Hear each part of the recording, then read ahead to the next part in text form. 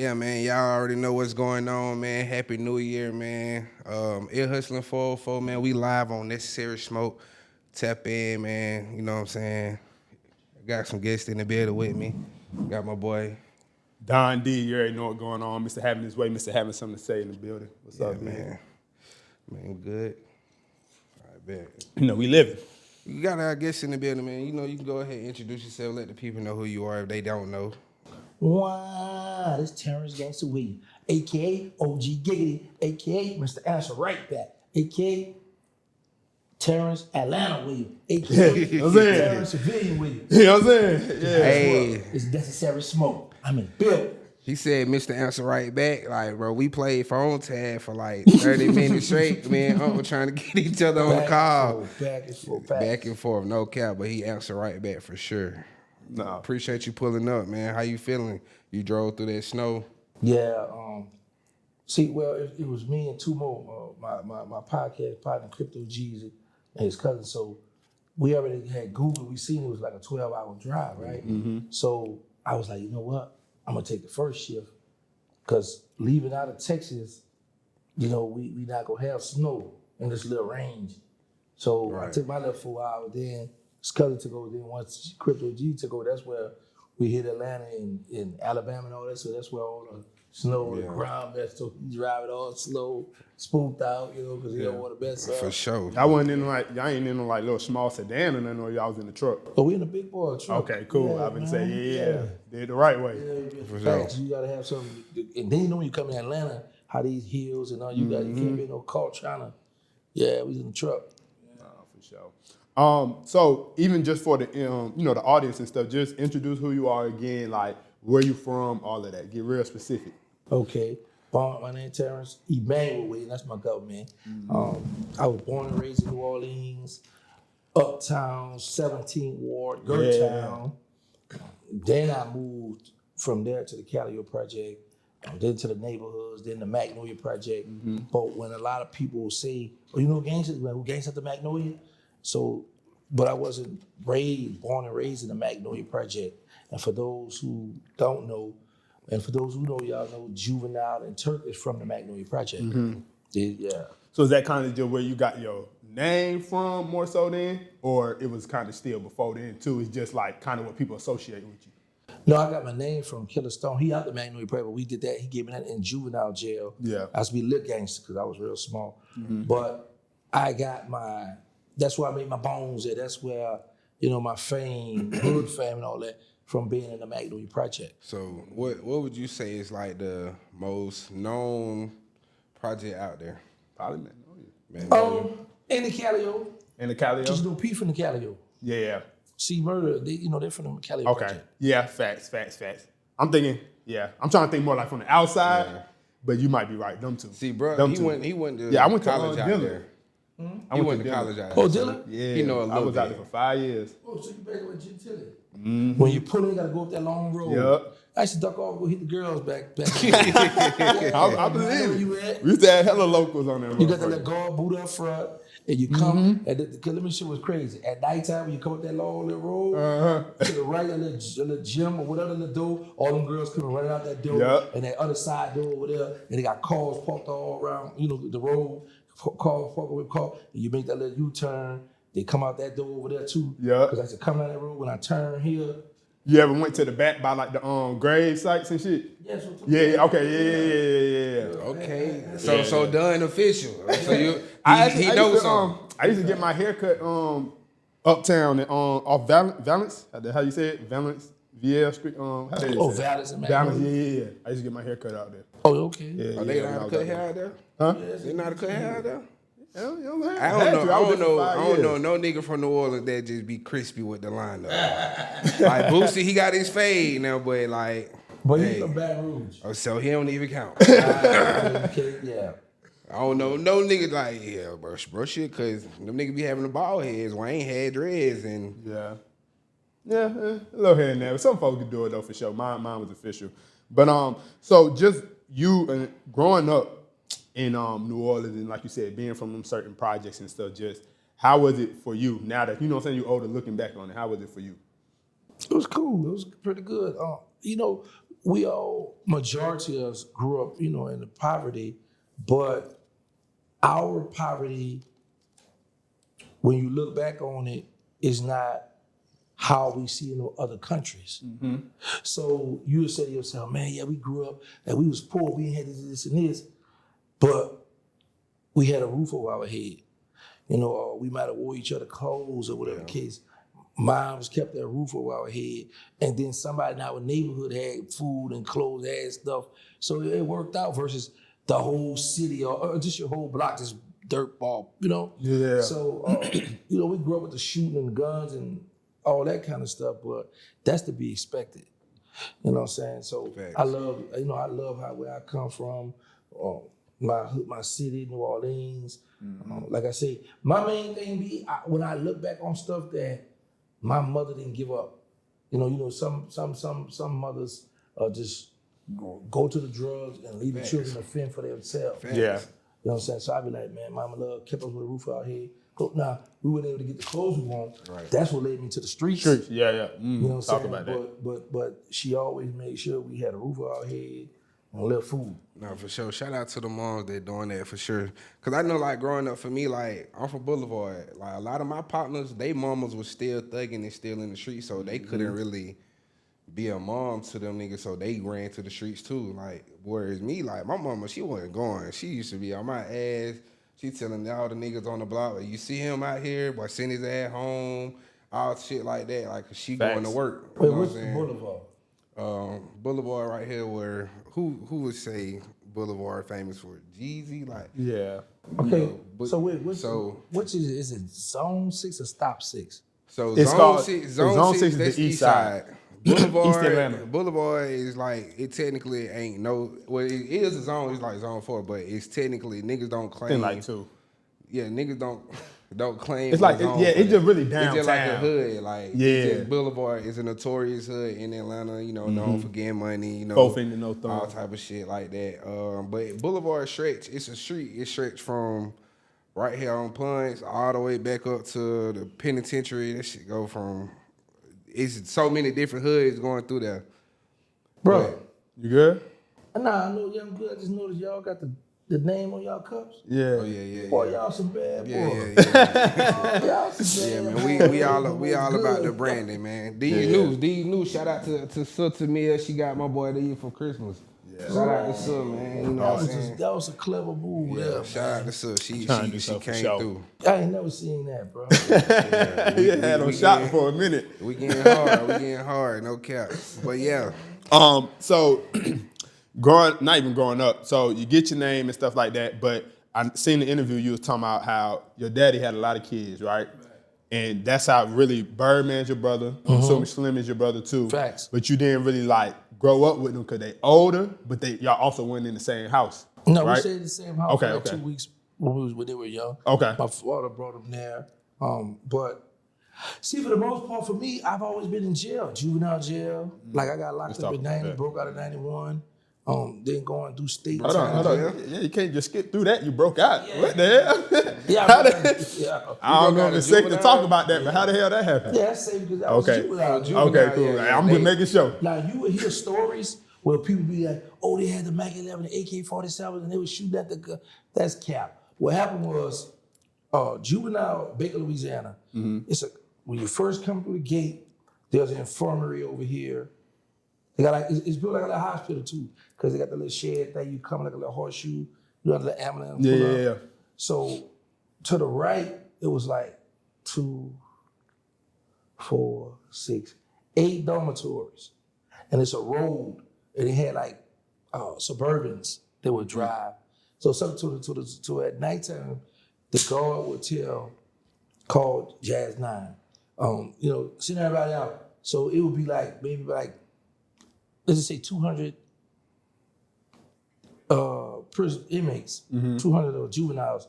We in the middle of the street, 2 lines.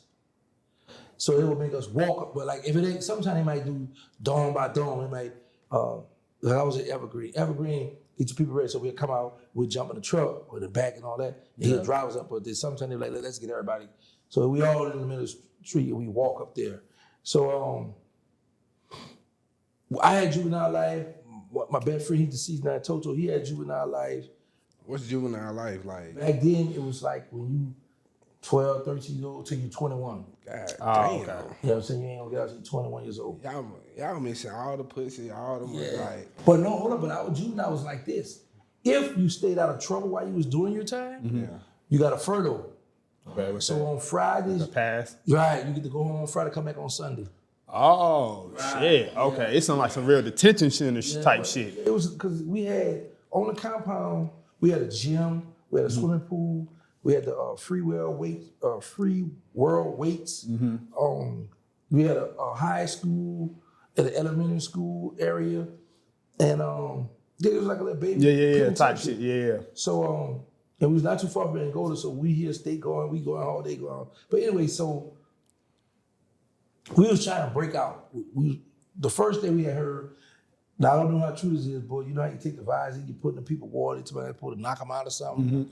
So because they had a woman working this particular night and had a guy, right? Yeah. So we was trying to do that, but then we was trying to knock her out with the Visine stuff, but with the man we supposed to take the mop ringer and hit him over the head and knock him out and take the keys. Yeah. But now the problem was, me and Toto was the youngest, so they wanted us to do it. I was like, I ain't doing it because that man died. Now I got a murder. You know what I'm saying? I'm stuck in jail with that one. So while we plotting this in a dome, they got some lights up ahead. We see some, what's going on front? Man, good thing we ain't try to bust a move because the police already here. Yeah. So happily, some guys had broke out the hole and broke out that same night. We was plotting in the dome. So my co-defendant, he made a call to his little brother. And they said, man, I got my little brother gonna come up here. So the phone rang in the dome and the deputy answered. And he called my co-defendant. When I say co-defendant, he was my co-defendant for my federal case, but we juveniles did. Yeah. So and I don't want to really work saying his name. He be with Birdman and now.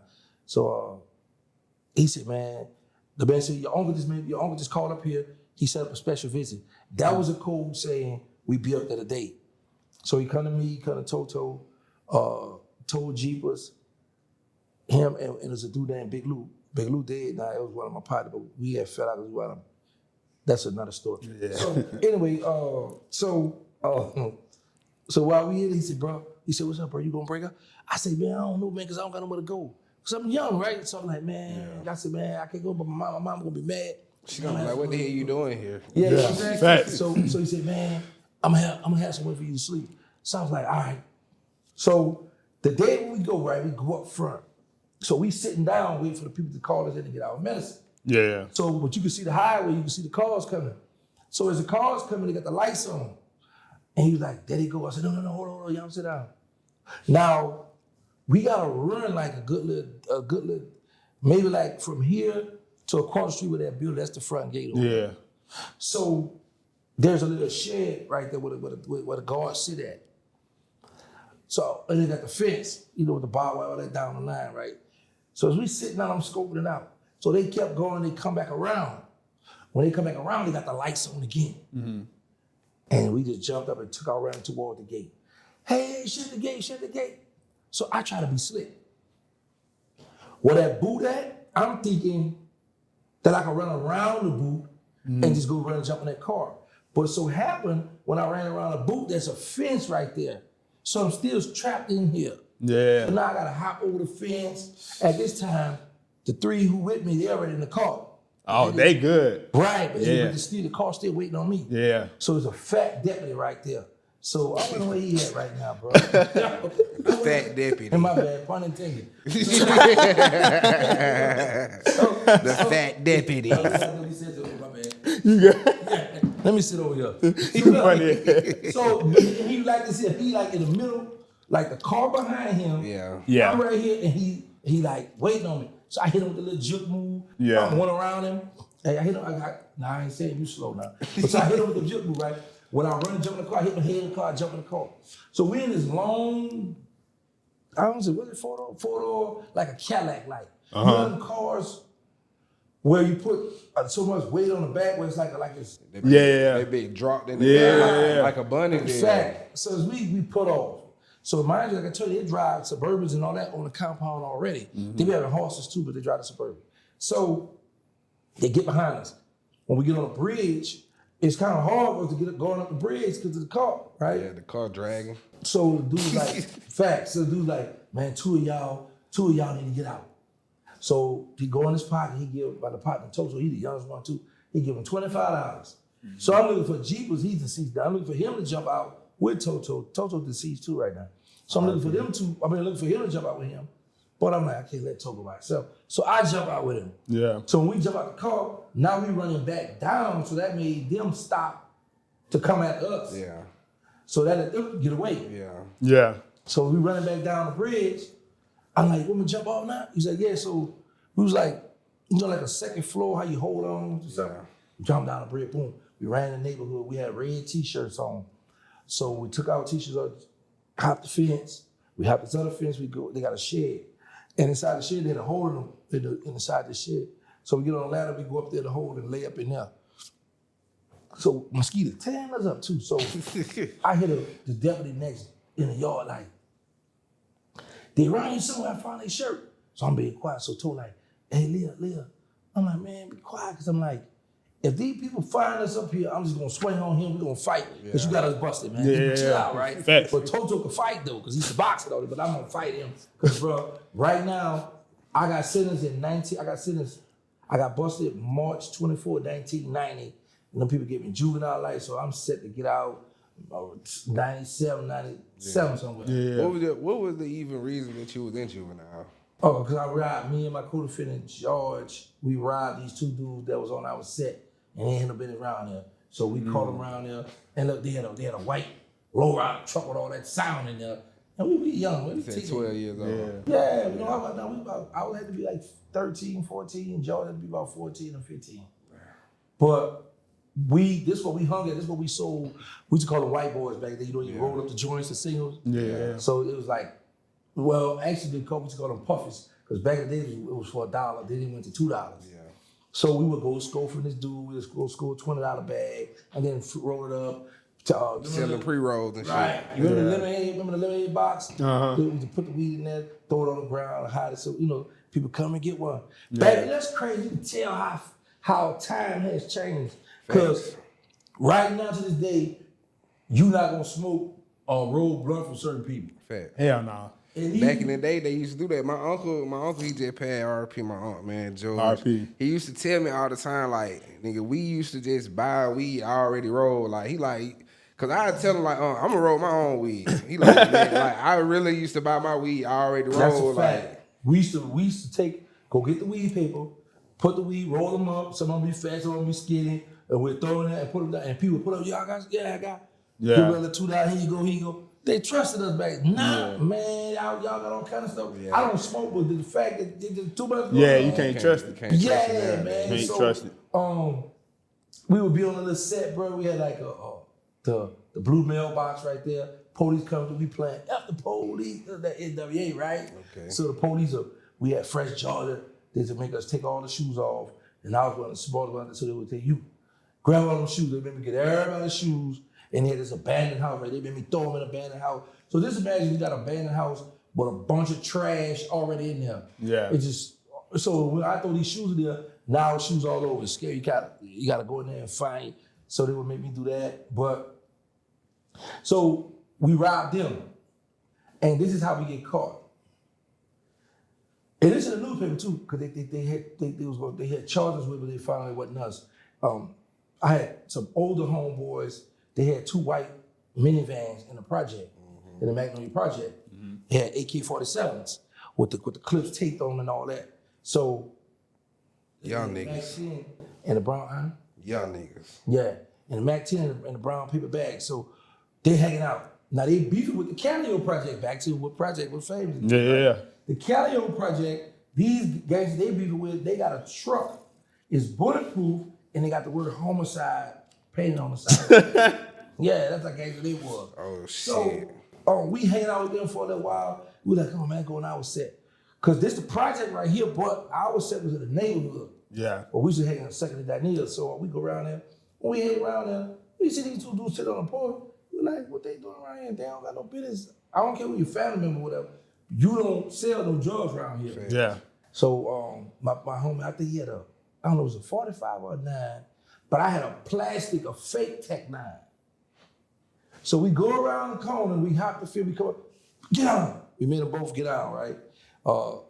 And then, man, he smacked one across the head. That's how we got the aggravated assault. Yeah, we got 2 counts on robbery and 2 aggravated assault, because he hit him across the head with the real gun. Let him know we ain't playing. We got the little rock. They had a box with rocks, money, and we took their car keys, and they had a bunch of stuff. We jumped in their car. Young, when John arrived, we go to the Calio Project again. Go to the Calio, jump out, showing out. Then we go to the Milford Bean Project.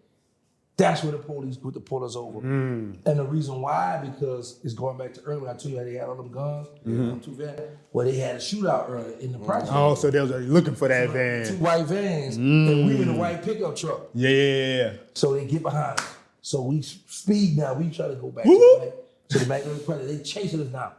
One police car come up Jackson Avenue, and he come out like this, Simon Boulevard. We flying up this way, and the police car come right here and stop. And I'm looking at him, he drives, man, what you gonna do? You ain't gonna stop? No. And that police car back on the way. We shop. I'm like, okay, let's go then. So we make it to the Magnolia Project. We jump out, take out running. We split up. And I beat the police too, bro. I think if I'd have kept going on, my life would be the same. So I stop, I go in this hallway, man. I was hiding in the hallway. Police searched the hallway, he found me. He had a chrome revolver. No, he hit me. He hit me across the head, but he didn't hit me enough to crack no flesh. Yeah. You know what I'm saying? So he just gave you a little love. Yeah, like, boy, don't be hiding, don't play with me. Yeah, I got you, little butt. So he handcuffed me, right? Well, I don't remember. I know he walked me to the car. And it so happened, my partner, George, they got him. I was like, how they call George? So we put us in the car. We wound up going to court, and they gave us juvenile life for that. That's crazy. So now this is 90, so 91 come around. But here's the thing. It's Baker, Louisiana. I always thought it was Baton Rouge, but it's Baker, Louisiana. There was so many people from New Orleans on that compound to where we would gang fight against each other. Yeah. So the 9th ward is the biggest ward in New Orleans. I'm from the 3rd ward, the 2nd biggest ward. So my ward and the 10th ward, we would click up to fight the 9th ward. So now the problem is this. Say all us doing our time in juvenile. And y'all on y'all best behavior because y'all want to go home on furlough. Yeah. But we all homeboys, and these people trying to well, not these people, the other, you know. Yeah. They on bullshit shit. Right. So they ain't trying to go home. They thugging. And bro, this is the thing we had up there. Anybody who went to juvenile around my time, they gonna know what I'm talking about. Like, me and you could get into an argument in the dome, and we be like, all right, every day we went to school. So we had this thing where talk that talk, let me see you walk that walk. Yeah. The walk was a long shed thing, right? At the school area. That's where we used to line up for school, your dormitories. But it's a long walk. And just imagine like a busy street, people walking up back and forth to go to the stores and like on a, you know. So as we walking on this walk, you get stolen off on. So if you didn't know how to fight, you learned how to fight in juvenile. Right. So it was like, okay, talk that talk, and see you walk that walk. So if you walk that walk, you gonna gang fight, you gonna rumble, you gonna knock out, right. Beat up. Something happened on that walk every day. So we would fight that night walk. So it's a big gang fight. People all over just running and fighting. So I remember going to my unit team. Every 90 days, you go to unit team. Because I started out on max because I had a violent charge on robbery. So now we there. My first 3 months I went, I went to medium. And then my next 3 months, she said, I'm gonna give you minimum in, just stay out of trouble. I was like, yes, ma'am. You talking about how you broke out, right? So how many times have you been incarcerated overall? Man. Or time-wise, how long have you been incarcerated, time-wise? So let me show y'all something. This is why I'm so excited to this day. January 3rd made me be home 3 years, right? Mm-hmm. 3 years I've been home since I got out the Fed. That's the longest I've been home. Consistently. Since I started going in 1990, going to jail. Let me show y'all something. I told y'all I went in 1990. Yeah. September 91, I broke out. Now stay with me. That's a year and 6 months. Mm-hmm. September, October, November, December. January, I get caught in the Calio Project. Me and my best friend Hank We're in a crackhead car, we call it rock rentals. Yeah, rock rental. Right, give a rock for the car, like a rental car, right? Yeah. You know, rock for, so police come over there, mess with us. We got crack in the car with us. They bust us. We go to jail. I give a fake name, Richard Broomfield. Yeah. So this is, bro. This is, man. I can't make this up, bro. I always tell people my life is a movie, man. Because as we in court, I'm sitting where you at. My best friend Hank, I think he's sitting here. I know his mother and auntie in there with us. Yeah. So to the judge, it looked like my mother and his mother. So she said, Henry Warren, that's Hank's name. I'm gonna detain you to the court date, blah, blah, blah. I said, oh man, she gonna keep me too. Now mind you, I got juvenile life right now. Yeah. Right. But I'm here now from after I broke out, I got caught 4 months later, September, October, November, December, January. 4 months later, With the crack. right, in the crackhead car. So I'm in this lady courtroom. Richard Broomfield, I said, yes, ma'am. What kind of grades you making? I say C's and D's. She said, well, you gonna be making A's and B's because I'm gonna put you on house arrest till you at the court. I said, look at here. So they got up to leave. When they left out, I said, man, them people not gonna release me because I think I need his mother to sign me out or something. Yeah. So his mother and them leave. They said, hold on, we can wait for Terrence because she just released Terrence. So they came back in there and the people just let me go. They gave his mother, gave me $1, got on the bus and made it back to the project. Right. So that's January now. February come around. I'm in the house with this tall, fine chick. We laying up. So her sister come around and called her name, Tamara. Better come get this baby. Now mind you, we juveniles. Yeah. She laying in the bed telling me about me and her being in a relationship, us being together. Girl, I got juvenile life. I'm out on the run. I got to enjoy life. I can't be your man. We too young for that. Right. I said, Not look, even thinking about it. I said, you know what? Come on, let's go. So back in the day, we had a VCR tape, the little porno VCR tape. Mm-hmm. I have a VCR tape.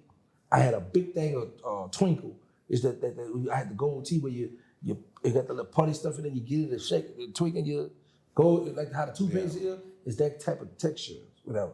So, but I grabbed a 9.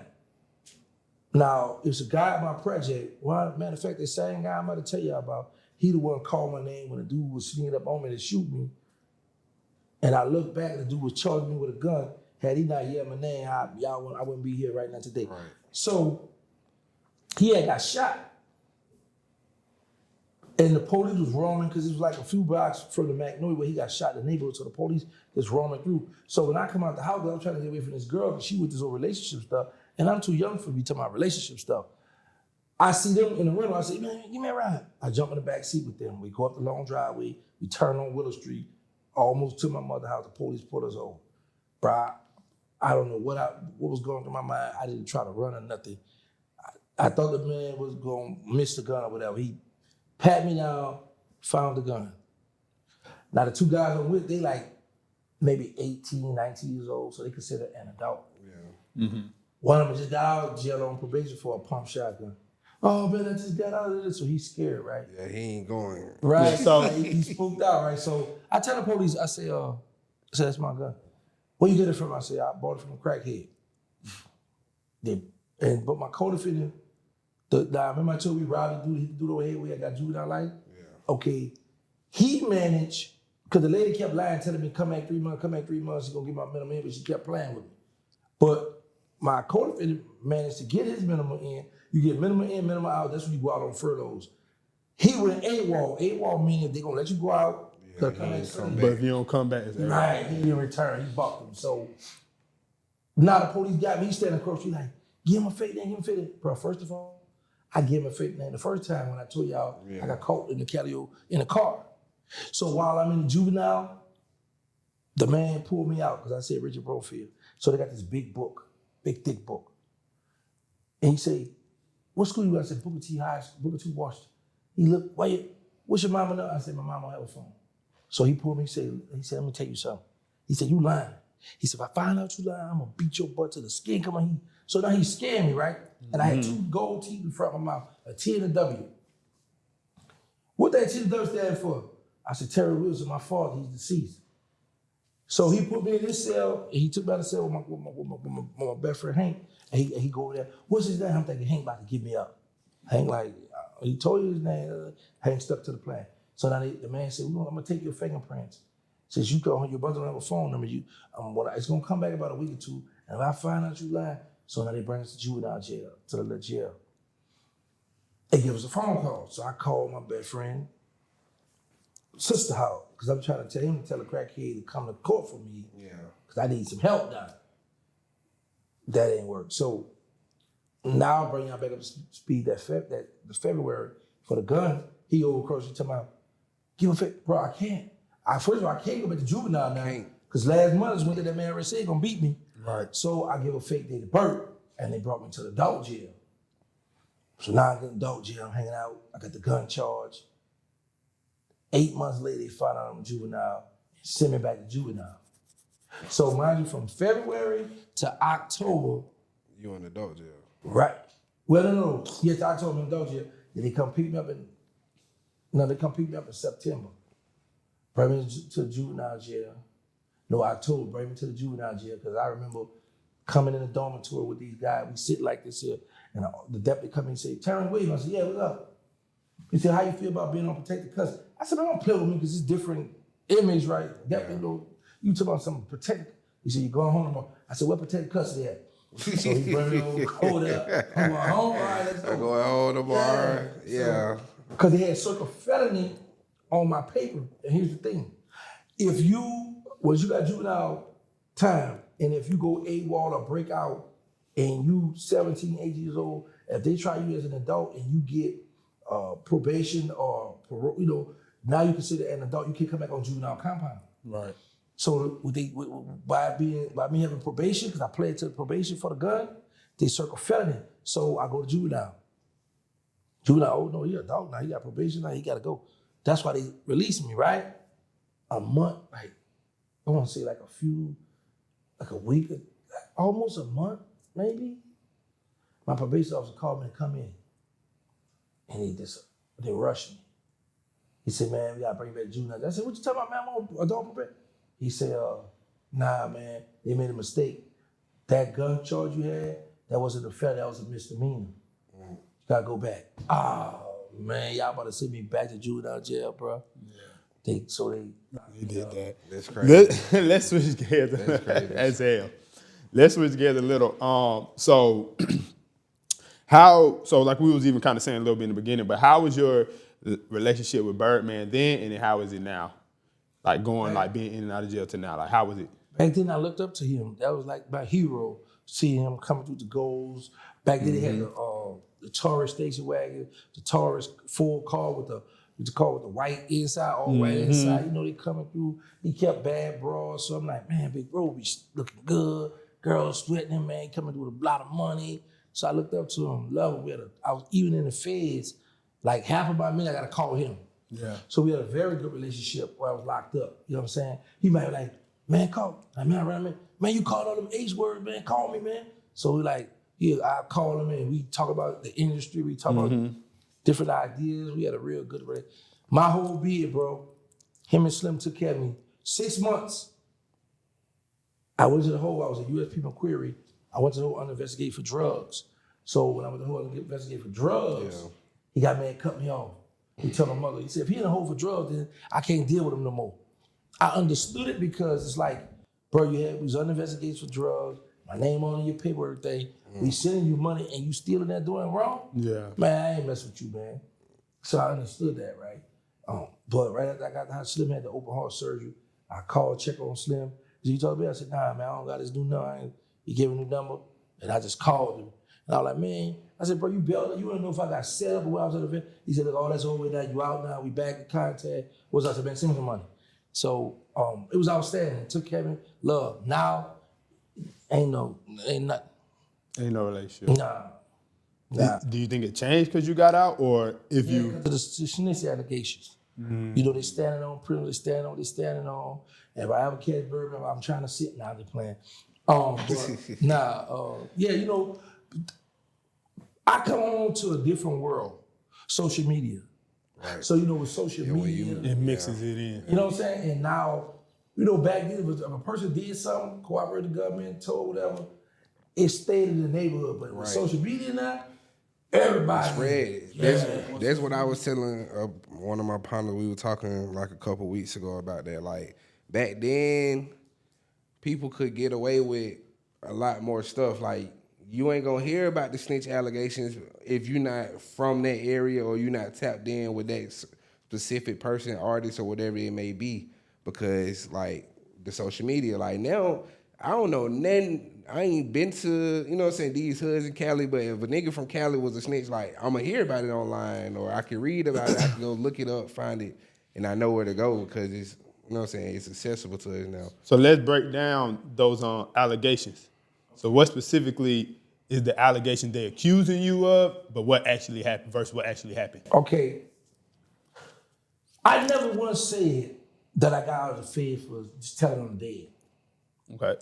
I said on Vlad that when Trump came into office, because of the First Step Act in 2018, that's how I got out. However, every time a law would come out when the First Step, when the two-level reduction came out in 2014, it made it retroactive in 2015, November 1st, everybody who had drug cases, you could get 2 levels. I was eligible for it, but I couldn't get it because I had a kingpin charge, the 848. So every time, like I run my case, like they gave me life twice. But when I go in court, the prosecutor was like, well, Yana, how can we let him out?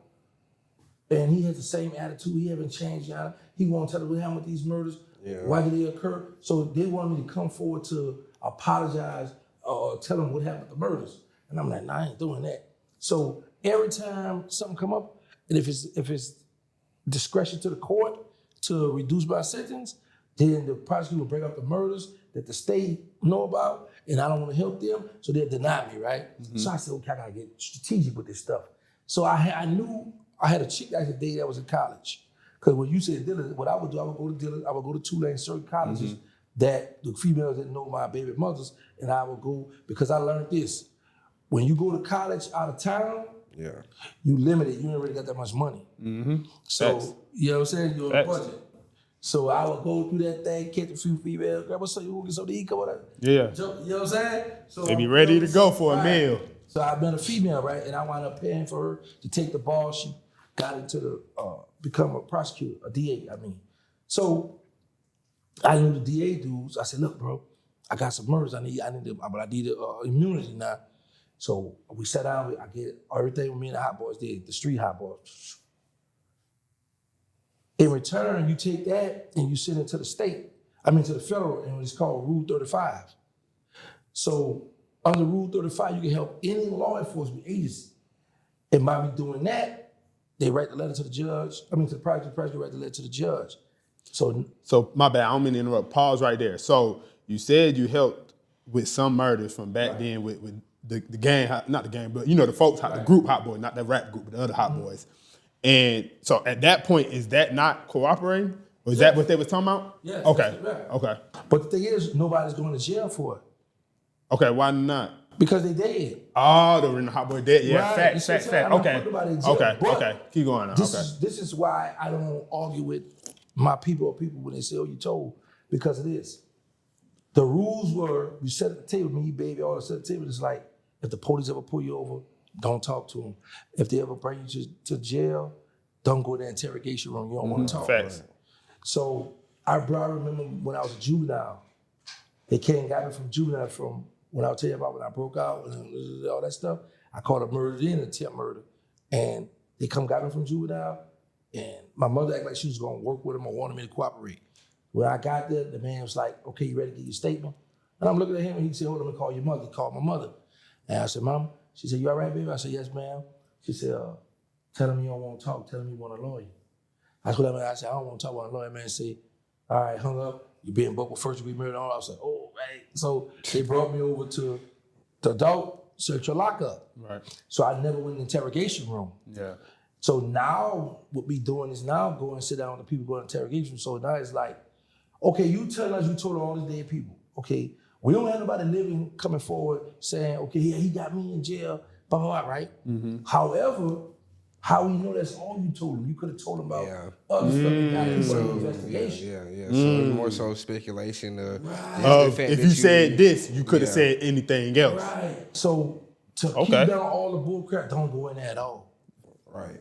So that's why I don't get upset. Right. But when people start saying, "Oh, he just told him a day to get out," that ain't right. That became a big topic.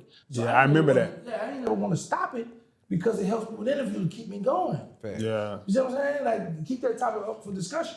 And that stuff been all over. So I'm like, all right, well, let it go like that. I'm free. I don't care. Right. I'm out here. You know what I'm saying? So yes, I guess in the streets they still consider that foul. Then I'm assuming. Yeah. Okay. Not everybody, because I've been having people, man, I don't look at you like no rat. That ain't ratting. That because if we on a mission, if we all on a mission, and I die, I would want my people to put it on me because I'm dead now. I've heard some people say. I've heard some people say that. T.I. said it. Yeah, you know what I'm saying? You put it on his cover, right? T.I. said it. Did you call your boy from the west side a snitch? Right. No, I mean, I'm not saying. Listen, I ain't no street nigga, so I can't say what isn't. I'm just understanding, like, you know what I'm saying? Like you said, it makes sense. But I think even with all of it, you know, some of it come with people be like real speculative, or they decide who they want to say is a rat and who not, like favoritism too. Right. So like you. I mean, Shots fired. I just asked you, is T.I. a rat? Let me get out the way. I said we've never heard T.I. rat. T.I. said he'll tell on his dead cousin. He said he would. He didn't say he did. One and two. I don't think telling on somebody that's dead is necessarily ratting if they can't fucking say nothing. Nobody going to jail still behind it. So Like, if nobody's going to jail behind something that's not ratting, right?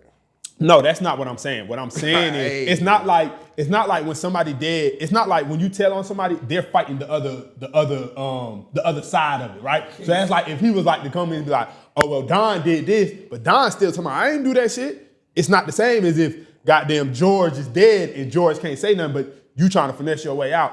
It is a little different, but I also understand folks still saying you shouldn't say shit at all. Right. But I'm saying if What would you do if you was by in that your situation? standards, I would- if something do not hinder the other person, like if I went and told somebody something about you, but it's never going to go against you, you never get picked up for it, none of that.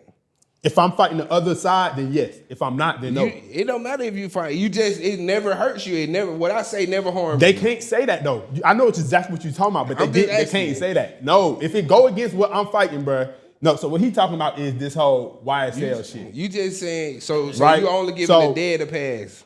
Yes, to an extent. But again, I ain't the fucking motherfucking street police, nigga. I don't know what, you know what I'm saying? Like, I ain't saying what is and what ain't. I just don't. I ain't heard saying you. what is, what ain't. All I say is when, as a know a man, nigga- you just stand on Hey, your morals. You take what I come know with a whatever. nigga for real. That's all. I know a nigga for real. All I'm saying is, bro, all I ever say, you just Nigga stand on ain't what you standing do. on What it. you do, what you Nigga ain't do, standing on it. whatever, stop. Whatever, what you do, you gotta stand on it. Cameras roll. You know, it's a difference. Now when the camera roll, Yeah, he might be fact, like, yeah, fact. man. Man, hell no, I'm standing on it. That's all I'm saying. But so yeah, so you was fighting those allegations. Some folks saying so that's kind of why the relationship just not really there. Yeah, 'cause you got to keep in now. mind, like I say, they built a name for themselves out here. Yeah. They from New Orleans, and they got. I didn't much know that. Rollo, shout out to Rollo fam, I didn't know that Rollo used to live with Birdman. Yeah. So you know what I'm saying, and Rollo, and Birdman and Thug, who they got the rich gang stuff. So he got a lot of love all over, and it's a young man world right now. It is. The young niggas is hey. You know what I'm saying? So now So- it's like. My bad, I didn't mean to cut you off. I was gonna say, why do you think it's even like snitching even matters so much in general to like Snitching black people always and stuff? mattered, but it's just social media that's dragging it. Yeah. You know Okay. what I'm saying? We always was taught, even in the household. Mama said, boy, start like tell it. Yeah. Or that's- if something happened in the house, what mama would say, don't go tell people going to my household. Yeah. Where I'm going, you stay, and don't go talk Nah, to that's a me. fact. That's a fact. See what I'm saying? So that always did matter. Do you So- think that's like? Oh, go ahead, man. I would say, do you think that's like negatively affect our community in general, like the whole no snitching thing? Do you think that has like a negative impact on us? Yeah. I mean, Both of it y'all, do. really? Yeah. It do, but it's like No, I'm not gonna say that. I don't think so. I'm neither. gonna say it do because like you gotta think just like the Pop Hunter situation. Like bro was 13. Yeah. He Yeah. seen his best friend get killed. His mama made him go to the police station. Hey, tell them for who killed your best friend. Like you 13, like that's a kid at the end of the day. I would Yes. so as he got older and the song came out, he getting known folks. Oh, bro, snitch, he a rat. But the nigga was 13, like, and he Yeah. seen a murder. Like that's some traumatic shit, Right. Like But you shouldn't be rapping how you rapping. But if you he, did. but That's he all I'm never saying. was rapping about street shit. Pop Hunter, Corvette is not no street song. Oh, that's his song? Yeah, like he Oh, wasn't okay. never on no street shit. In that 13, he wasn't even rapping then. He Yeah. started rapping 17, 18, Corvette. He got the goddamn dance. Like, Yeah. he's not rapping about street shit. Okay, I didn't know. So it was like, you know what I'm saying? We gonna crucify a nigga who. Wait, is he from the Boulevard? Nah, I think he from He told you Philly from or the something. I think Boulevard. he from Philly or something. But like, I was against that. I was against that whole movement because I felt like how you saying you shouldn't, whatever a person did as a child, that shouldn't spill over and carry into the industry. Right. But what has happened is we, and I'm saying we because I'm out here with everybody, we have allowed street rules, street guys, street people to enter the entertainment on social media and bring that stuff to social media. right. That's what we allow. Right. You know what I'm saying? So you got, and it's crazy because you got dudes be like, I'm a gangster, but you on social media. And then you criticize, man, don't be talking about this, don't talk about that. Well, first of all, why you tuning in? Right. You know what I'm saying? Fact. So Yeah. this is entertainment. Yeah, I've always been against if a person was a juvenile, don't use what they did as a juvenile against them while they're an adult. Facts. You know what I'm saying? Because people change, you know, but if that's what they doing, you know, they was doing that to this other rapper. I didn't want to bring it up. I don't want to bring it in because I defended him as well. But yeah, that's just what happened. What were we talking about? Yeah, so no, you really just hit it on the thing. What you about to say? So basically, you know, with the allegations came, you know, folks wanted to interview you, folks want to get your side. So is that really what thirsted you into the YouTube interviewing? Like No. What happened was that came later about this telling on the day. That kept me going. But the beginning was the Cash Money, the Hot Boy story. Yeah. In general. Vlad picked up on it. We had reached out to a few people, and Vlad was the first one to bite. How you feel about Vlad? Like, you know, a lot of people like to say, bro, culture vulture. You know, you done been around him and had conversations. You know, I'm sure y'all talk on a personal level. Like, how you feel about that? The same way I'm sitting down here with y'all, same way, because this is what I look at. When they say he a culture vulture, you gotta look at the people he have interviewed. Mm-hmm. So if you feel like that, then we wouldn't go. Because the only way that's gonna work, we got to go and entertain him, right? Yeah. On and off the camera, respectful. And this is what I understand when people be like, man, he asking police questions, he be doing this police stuff, da da da. First of all, we go to YouTube for entertainment. Yeah. He's gonna ask the questions that we be wanting to know. Yeah. But it's up to the person who's being questioned to answer it. We seen what Pee Wee Longway do on there. Yeah. Don't say nothing. I'm a good guy, man. I'm a school guy. Yeah, man. yeah. Right. You know what I'm saying? So it's up to him to say, now I won't answer that, I don't want to talk about that, right? Yeah. Afterwards, after we interview, me and Vlad go get something to eat. So we sitting and talking, and I just see a man who they found the lane, and because of his skin color, he winning. Right. Right. You know what I'm saying? I mean, look at Wallow and Gilly. This is what I believe is because you got a person that have a different color paint job from us, right? Right. And that he's successful, and majority of the people that is on his platform are people that's our color, skin complexion. Yeah. And it's going crazy, but they look at it like, man, but it's a we'll say a white man, but he a Jew. You know, it'd be like, oh, it's this color skin behind it. So man, he a culture, he do this and this. But the crazy part about it is, if you look at social media, it's black on blacks that's tearing each other down. So For the most part. So for the part, ain't the most. That's what it's black. Listen, let me show It you do, something. cause like Wendy Williams, she the short niggas when she was on her. Shannon Sharp. Okay, but so do TMZ. So do goddamn. I don't feel like Shannon. I don't all feel these like other white Shannon- platforms I too. don't feel like Us Shannon weekly. tear people down. No, though. no. Like, Us weekly. Like we can't a just lot make of it seem folks like say it's just Shannon dumb. messy. A lot of folks say That's Shannon in fact, messy. but he giving us what we want to hear. Like, think But- about this. go ahead. Cat Williams had the biggest viewed interview On YouTube. ever. You know what I'm saying? Yeah. But it was all mess, all gossip. So at the end of the day, Yeah, Cat had something to say for sure. yeah, in fact, you know what I'm saying? So we do this is what we do. We want entertainment. So are you not entertained? Yeah. Yeah. But I understand that. Yes, I'm with you. Facts. But it's also white folks like that shit too. Cause you got the Us Weeklies, you got your TMZs, You know what I'm saying? You got all these other platforms that do the same shit. So I think people in general just like gossip. I can't say it's just a black folks thing. No, that's not what we were talking about. We were just saying Okay, my bad. We were just saying that if the blacks would come together, or we would stop tearing down with you. Think about this here. We are some of the most influential people on this earth. Facts. So they be intrigued with us. If you notice, like, white people, they will go do certain documentaries, but you know what, they like to do black documentaries. Yeah. They like to do black stuff. They like to do a lot of stuff. And especially like on the YouTube, you see all those like documentaries about some New Orleans shit or some Chicago shit. Yeah, you know what voice I'm saying? talking back, it'd be white folks. Yeah, it's a fact. You know what I'm saying? Like, actually, when I did my Swamp Story, we was out here in Atlanta when we did it. You know what I'm saying? So white guys. So it's like, You said what story?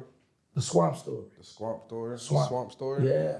Oh, actually, I did it in, what's that thug hood? Cleveland Avenue? Cleveland. Yep. Yeah. So anyway, it's we are the ones we have a big voice. But the problem is this, and this is what we blacks we do. We be quick to want to jump on everybody's platform, but we don't worry about our own platform. And by us not building our own platform, then we go to tell them, well, the white man is the white man. But we always patronize their business. I agree, facts. Now that I agree with, because if we didn't want to keep fucking with them, we just would stop going and go to everybody. Because at this point now, it's a lot of black platforms.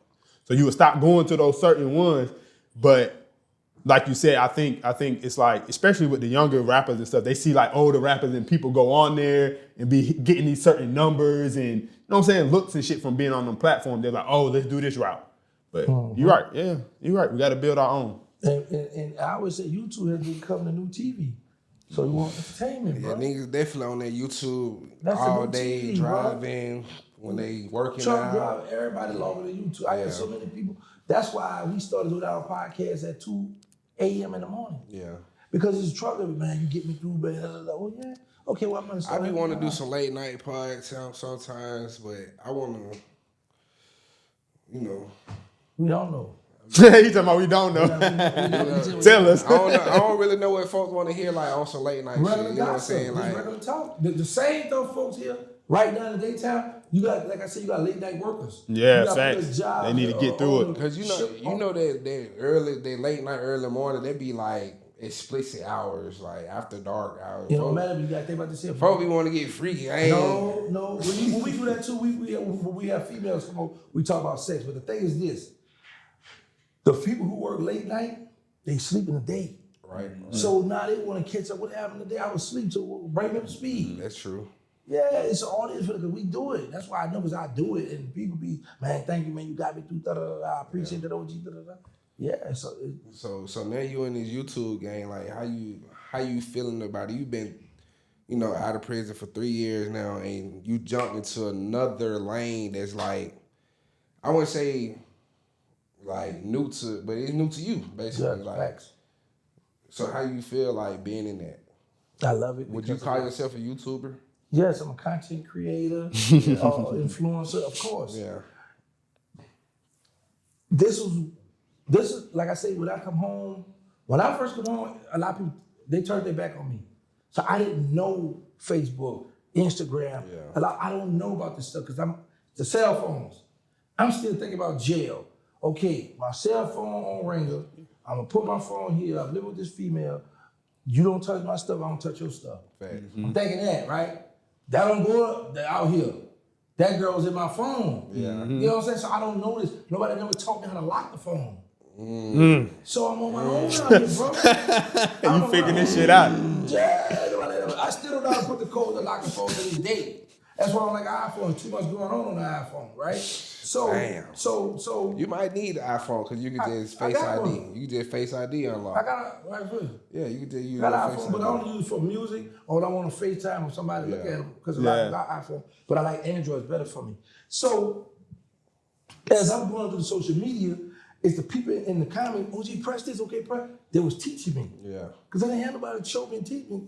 Like right now, I still don't have Lyft or Uber on my phone. Oh, you need a young nigga with you. You need your young nigga. Yeah, you know what I'm saying? And then sometimes I want You need you a little younger sister nigga that could just be and I around. need a little school young guy. I don't want no any young guy. Cause y'all them boy, maybe Yeah. have a backpack. You think they got the camera equipment? They got the Draco. Fact. Hey, sometimes you might need the Draco and the camera, like, cause you gonna be you got your security and assistant in one. Nah, Facts. but that's a security. Long as he legal, you know, he I like to say legal. that's a security I don't need because if he young and wild, he get the Yeah, bus. yeah. We both got a murder. Don't need no now. wild He young know I'ma nigga. tell on him now.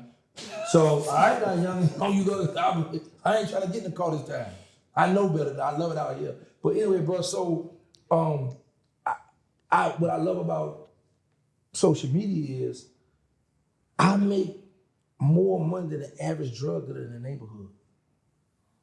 Like, for real, like Right. the most I've made on YouTube in one time was $22,800 something. That's how much I made. And I didn't believe them people was gonna give me that check. Yeah. I said, ain't no way in the world.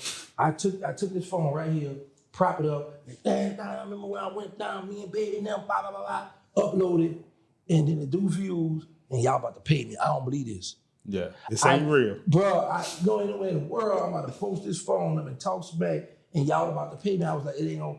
And when I saw the number, I said, them people ain't about to give me all that. And that thing direct deposit my account. I said, man, yeah, bro. I made 18,000, 15, 13, like, Yeah. and I done got lazy now, so I be down there 9,000, 6,000. But it's still good for me because I don't have to work. Yeah. All I got to do is sit down on my butt, put my phone up, and da da da da. So for me to come home, don't have to pick up drugs ever again in life. It's a blessing. It's good, you know. And I realized everybody from children to adults on social media. Facts. And what made me realize that I became an influencer and a content creator is one thing was doing a live. Like I was telling you, I was live midnight. A lady coming, hey, how you doing? I liked about your channel through my student. She said, oh, I'm a high school teacher, and my students be playing your YouTube channel in my class. I said, man, and let me know I gotta be careful what I say and do. Because the youngsters watch it, right? Then when you go into your YouTube studio, press audience, and it's gonna tell you the age people that's following you. So I got people from 65 plus following me. I say, man, I got grandmas, grandpas, aunties, uncles, I got different people. And a lot of people ask me like, how you so unique from a lot of people, how you became so successful on YouTube? Well, think about this. Majority of YouTube is gangsters on there. There's too many gangsters on YouTube. And how-tos. Facts. Gangsters and how-tos. In them comments. How to do anything. So my thing is this. If you a gangster, he a gangster. I'm a gangster. I don't want to come to YouTube and listen to you tell me how you would spin the bin or how you would touch the Draco. I know how I'm going to spin the bin. I know how I'm going to touch the Draco. Or I know how I'm going to break this joint. I don't want to hear that. Yeah. I want to go to YouTube and find out you a gangster. How did you become a street legend, a gangster? How did you break? Yeah. How did that pressure bust your pipes? That's what I want to know. Because as far as I'm concerned, I never been facing a life sentence. I never been facing a death pen. I never been facing all this. So I'm standing 10 toes down. I'm a gangster. I ain't talking. I ain't ratting. I ain't snitching. I ain't telling. What happened to you? So when I come to social media, by me being a street stepper for real, I'm like, okay, I don't need to do that on here. But now I like to have the internet beef. You know, I got internet ops, so I step hard on the internet. Fair. But around the streets, I done gave that up. Yeah. But I realize people, YouTube is a family place. So you got children from all ages side that talk YouTube definitely. You know what I'm saying? You got a lot. It's a variety of shit on there. Yes. Man. YouTube You know what I'm definitely, once you get to going too crazy, they'll let you know. Hey, Yeah. Pump fuck off with your it. brakes, Yeah. right? You know what I'm saying? So when I start seeing that, I start saying, okay, you got different people that tune in for this, different people tune in for that. Okay, I'm gonna go this route. Because there's too many killers and gangsters over here. I'm gonna go over here and I'm gonna give my message to these youngsters. Do you think you got like an audience of like supporters that support you? Mm-hmm. Have you ever thought about doing like the Patreon, like some subscription based shit? I did that like. when Okay. I first come out, I started a Patreon. Okay. But here's the thing with that, and I'm not knocking nobody that does Patreon. I just felt bad because I was like, on one hand, I'm over here telling my story for free. But then over here, I'm going to charge you over here for it. Right, but I think that's when they come up to like people be like, I'm gonna say certain shit here Yeah, and make then it come over extra here. shit for the, you know what I'm saying? Or maybe if it's rather, Right. sound like when you tell stories, you already detailed as hell. But you know what I'm saying? Like some certain shit you ain't gonna get on the free shit Right. just to You gotta support pay me. for And it, yeah. Because then you looking at too, when you live, when you doing stuff, people drop in the super chat, they giving you, they donate money to you. They Yeah. giving you cash out. Yep. So I was like, that Patreon. And you got a lot of big guys I see that does the Patreon. Yeah. I just was like, because I had it. Yeah. I was like, I ain't had time for that. I don't want to do that. Yeah. I'm It gonna tell my is. story. It's some extra work for sure. Yeah, like, it does take work. Yeah, I but was like, you got to upload it, and the people who paying every month, they want their story. yeah, facts. You know what I'm saying? On time. Big facts. I think I I might ain't start a mad at Patreon. I don't know. Now, see, this is the thing too. Then you got to get when you got members, the subscription, the subscribe, which is the people who pay on Yeah. your regular YouTube channel. Okay. So it's like you might got somebody paying $9 a month. Oh, okay. Yeah. So For the it's like- YouTube and for what you're already doing Right, anyway. you know what I'm saying? Yeah. So what I do, when I do my video, I'm gonna put it out for members only first. Yeah.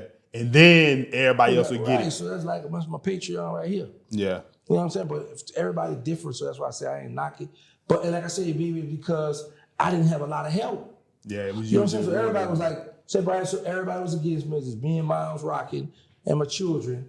I know a few here and there, but for the most part, maybe if I had a solid team, I'd be okay, you run that. Then you can't really trust people because You know, we do a little. Man, we a team. We can put something together if you need us. You know? you just said we do a little what is a little No, we do a little business. We do a little business. Yeah. Talk to me. You know what I'm saying? We do a little management. We can, you know what I'm saying, run some stuff, help you set some accounts up, manage it, and we do stuff now. Now you see see what he just said? That's what I'm traumatized about. What? Let me tell you what happened. Let me give y'all the story. Y'all ready? Yeah. Charleston said the same thing. He like, shit, man, I tried that with my partner. Listen, goddamn. let me tell y'all, this is a true story. You know. When I was in jail, I wanted a YouTube channel. So this dude I reached out, I said, hey, bro, I want a YouTube channel. Man, in fact, they live out here in Atlanta right now to this day. Wow. But so he was like, well, bro, you can have a YouTube channel in jail because you're going to need to be on it every day. You're going to be able to run it, right? So I was like, man, he just want me to keep getting on my story. When I get out, bro, I want a YouTube channel. Shout out to Sean. Sean, I got you, Sean. But Sean was taking too long. I couldn't wait. So Sean was fixing my YouTube channel for me. Then the dude out West Coast, he got right on it. So I meet this female. Start kicking with her. She started looking into stuff for me. Okay, let me check this out. She go to the ad scene. She say, who credit cards there? I don't know. They ain't mine. Why? Damn. Oh, That's where the money going. that's where the money going. And my first YouTube check was $2,500. My second one was $5,500. It was showing $8,000, but they had split it because how I had got monetized and how the month was, right? Yeah. So I hit the dude. I said, "Hey, why you call over in this part, man?" I'm just going what she telling me. I'm related. He like, "Oh man, my bad. My daughter." No, first he said he wanted to watch a movie or something. I'm like, "You was watching the movie?" So he said, "I put my information." I said, "You watching the movie? You gotta watch the movie on my thing. Don't you got your own channel?" And he was like, "Yeah, but then he, man, oh my bad. Oh, my daughter did something." He told me 3 different stories. I still got the 10 minutes in my other phone, right? So now that I know about AdSense, ain't no movie right there. Right. Yeah, at all. So he was about to stick me for my paper. Facts. But so happened the female, females are nosy anyway. Yeah. So she browsed through stuff and she caught it for me, right? True story right here. OG Percy, I don't know if y'all familiar with him. Charles White always attacking him. He from Fort Worth. Yeah. I go with him and him. We had a little run in. Me and him was beefing online, and then we hooked up. I go. I said, "Let me see something," because he had a name for himself too, right? I'm like, he should be eating like I'm eating. So I go in his thing. I said, "Who called this right here?" Said, I don't know. Somebody was trying to steal his money. Damn. So I said this here. A lot of people will start out with good intentions, but a lot of you got some people that be like, if they know you illiterate to certain stuff, They'll take advantage. try to take advantage of it. You know what I'm saying? That's why I keep my circle small. So with all that being said, I love to do business, but I just don't trust people with certain stuff that's gonna be able to touch the money. Because I'm my own money manager. Yeah. I'm my own accountant. I like to touch the money, count the money. I can count real good. Right. I can count better than I can read. So I can count the money. You know, a lot of y'all old heads be saying that. I be believing it too. I know. I'm telling you, I can count better than I can read. That's what I'm trying to tell I be you. believing, especially y'all ones that was in the streets heavy back then, because it's like I'm counting that money. I want to ask. Nigga wasn't gonna let that money be shot. Oh God, yeah. I want to ask this one question before we get like to some topics and shit. But what for those who don't know, right? Because I kind of found this out when I was going to school and stuff out there. But like, who was the Hot Boys? Like, who was the real Hot Boys? Dooney, Sterling, Mosquito, they deceased. My best friend Hank.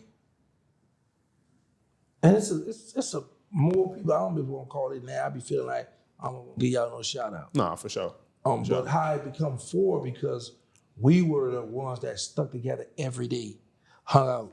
Like So you were included. My bad. You were Basically- included in the Hot basically Boys the too. ones that Okay. started Okay. it. Cool. Cool. Right. Cool. So it's like the Boulevard. We all from there. We all get money. It's notorious. It's neighborhood, right? So, but you would see us together all the time. So that's how it becomes. So with me and Baby, I'm on the bus. Man, I need a name for this group I'm putting together. Yeah, so we thinking we just going through the names about 30 minutes. I said, how many of them it is? He said 4. Name the Hot Boy. I like that. What's the concept? They look good. They dress nice. They got jewelry. Girls looking for them. Police looking for them. Enemies looking for them. They hot. It's like, have you ever, I don't know if you guys have ever witnessed, experienced this, like, say we're in the neighborhood shooting dice, or we in the neighborhood hustling, whatever, and there's one particular dude might walk up, and you know he's trouble. He gonna rob something. Yeah. And you know, you be like, what's up, dog? What's up, Dad? Before you know it, all right, I'm gonna holler at you. And you slide up, you be like, all right, I'm gonna holler. Everybody just start dipping. And he was like, why everybody? Man, you hot, man. Bad business. Yeah, you might come spitting, man. I ain't trying to get caught with hitting no bullet. Man, you hot. So it's like, man, they hot, them hot boys. Yeah, That man. makes sense. Yeah, baby, I want my money. I'm about to say, yeah. I want my money. How did y'all feel? I mean, I guess then y'all was like, it was cool because it was just what was going on. But like in retrospect, how do you feel like it was just kind of giving them that image? Because I mean, it probably y'all gave them the name also, but they probably also took y'all image and y'all swag a little bit too. They all that, bro. That's why when people ask, oh, you going to the Hot Boys reunion, the Hot Boys concert? No, because of this. BG got a song called Uptown that he always performing. He said, here's the deal, gotta keep it real, gotta holler at gangster, a hot boy hard to kill. So I had been shot up and all that. Boy, it hit me on here, come at the middle of my chest. So when he was rap there, I would come on the stage knowing my enemies out there watching, and I'm like, to tease them. So now with me not mess with them, how can I go to a concert when I started that hot boy stuff? They got it from me, my style, the street stuff. We made sure they was really protected in the streets. To now I'm in the audience and I'm Lil Wayne, Juvie, BG, hey, y'all go. Come on, man, I'm like a groupie. I can't go from rap. I miss my dogs. The real one. Right? When Wayne hit that song, man. Yeah, I mean, my dog. Yeah. That shit hard. Okay, you you going know the crazy. police say that hot boy stuff still in me. Yeah, Word the to giggity, giggity. nigga. Okay, he rapping about me. One of the best rappers in the world, Lil Wayne, talking about me. Yeah. Okay, let's go to Soulja Slim, our Tupac of New Orleans. I heard the feds in town. Gang, Giggity took life plus swing without making a sound. Soulja Slim talking about me. BG talking about, so some of the rappers in my city got my name in their song. Yeah. So I can't go to no concert and not be sitting in the audience and, man, I miss my dog. You know what I'm saying?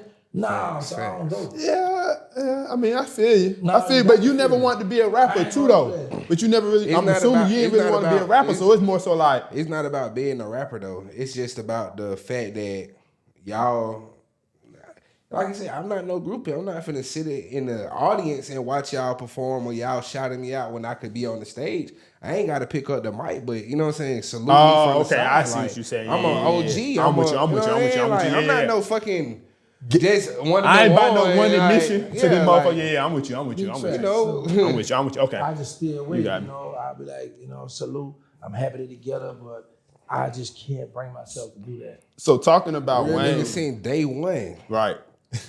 So talking about Wayne, and like you said, the reunion, they doing the whole. What you about to say? Before you Okay, even, my bad. Who is y'all? Who you feel like is y'all GOAT down there? Out of New Orleans, because I ain't gonna say the whole Louisiana. I don't want to make it too broad. We all know that's Boosie. Boosie what? Boosie who? We know Boosie what? No, look right here. Boosie Nah, they say hey, that's what they be saying in the Who streets. say that? They would be saying it. What's It the Wayne and Boosie is like between No, the two. first of all, Like, don't compare them two. Yeah, I That's only always totally hear disrespect. Wayne. I ain't gonna lie. To put Boosie with Wayne. Let's get that straight right now. Not right now, but right now. That's totally disrespect, bro. Don't do that. niggas be giving Boosie a lot of credit though. Yeah, They give because he got the streets. facts. But when we talk about the king of Louisiana, that's Weezy, bro.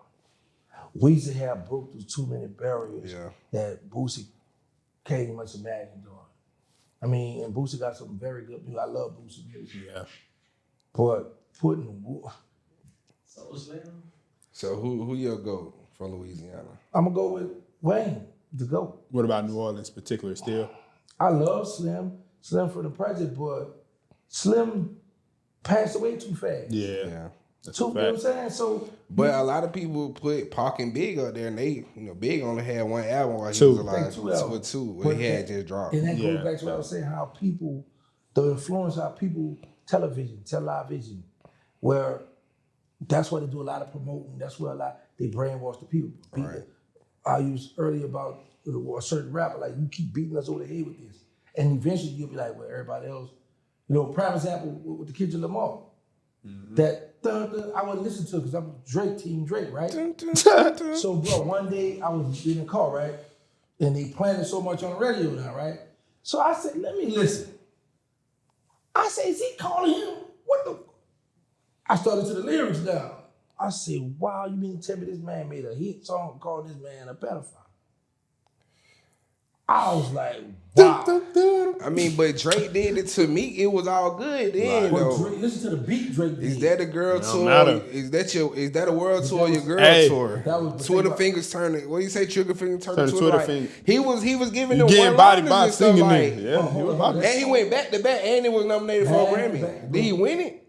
I don't know if he won. I But don't hold know. on. But he was nominated. Let's address that. Meek Mill's from the hood, street dude, talking gangster talk. So he like, but you tweet me now. You always talk about killing and hitting somebody, but you tweet. So all that stuff went together. But this is something totally different. Now I'm gonna say this here. Drake started with him when he was talking about the man, wife, the child, blah, blah, blah, blah. Oh, you wanna play? I heard that was Day Free. You see what I'm saying? So you started this when he attacked back, it went crazy, right? And then it's that West Coast flavor, Crip walk, beat, blood, stepping, it's just like that. It got that flavor to it. But we wasn't bumping that. Come on, bro. One thing we agree in here, when we jump in the car, you not gonna hear nobody say, man. Disagree. I can't. Yeah, we can't be doing that. he said Hold on, he like, listened to Kendrick. like we can't be doing that. I heard y'all say that earlier too, and I was fixing the shit, so I meant to say something, but we can't be doing that because you right. Everybody, it depends on the mode, right? Like people may not, if they finna, it's a Friday night, you got your girl with you, and you finna go out to a lounge spot or something. Nobody gonna be like playing Kendrick Lamar, but on the daily ride, I know plenty of people that will put on Kendrick Lamar because his music got substance. I'm not gonna lie. Like sometimes folk ride around listening to substance. So it's like, imagine listening to Jay-Z, but the West Coast version. Like Jay-Z shit be saying shit in his music, right? You agree or not? I don't know. Let me just say this here, man. You know what? Or like listening to early Wayne, like the Carter Wayne, the Carter 2 Wayne. Like that shit ain't all turned up I know shit. you want Wayne to say talking. Kendrick. No. I'm not comparing them. What I'm saying is I it's the understand what you're saying. same. Here's the thing. Sometimes it You ain't and just him, one to listen to y'all shit make for a good fun. comparison. You want to tell you why? Because it's like street versus nerd. What I mean by that is this here. I be trying to tell him. Listen, bro. Hold on. Hold on, I'm far from a nerd though, but I see what you're saying. I'm far from a nerd. What the hell you talking You about? went in the street, dude, real early. Yeah, facts. So now I can see you listen to Kendrick because you more like on the like you. He like went J. to Cole. school. You went to You college. went to school too. I dropped out. You're not a street nigga neither, though. That's what I said. We the same. Well, hold on, but his His image for sure. No, I agree with that. And you Facts. still screaming like Dillard University. Facts. You know what That's I'm a saying? fact. You might get your book bag That's over there. what he was saying about Yeah, Jake. he's That's like, basically got what the you book bag was. over You there. got a laptop, you gotta do your essay. That's basically what you was saying Nah, about nah, Cole. we ain't Remember, doing that. you was like Cole. You know what I'm saying? He Look at J. Cole. You look like you listen to J. Yeah, Cole. but J. Cole, but that's what, but I think then y'all, the folks on the opposite side of that perspective you saying with that image, y'all blocking out certain shit because these rappers talk about struggle, all that shit we all go through because we all from poverty. That's what I'm saying. So you missing it out just saying that because it's not strictly street music, we can't listen to it. You gotta edit this out what I'm about to tell you. You see when I call him a nerd, he like, oh, I'm far from that?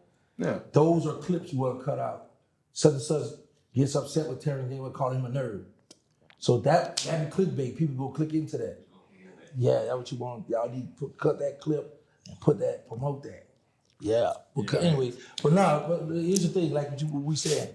We do a survey here in Atlanta. Yeah. You're not gonna have a bunch of hood street dudes jump in the car to my put that Kendrick on.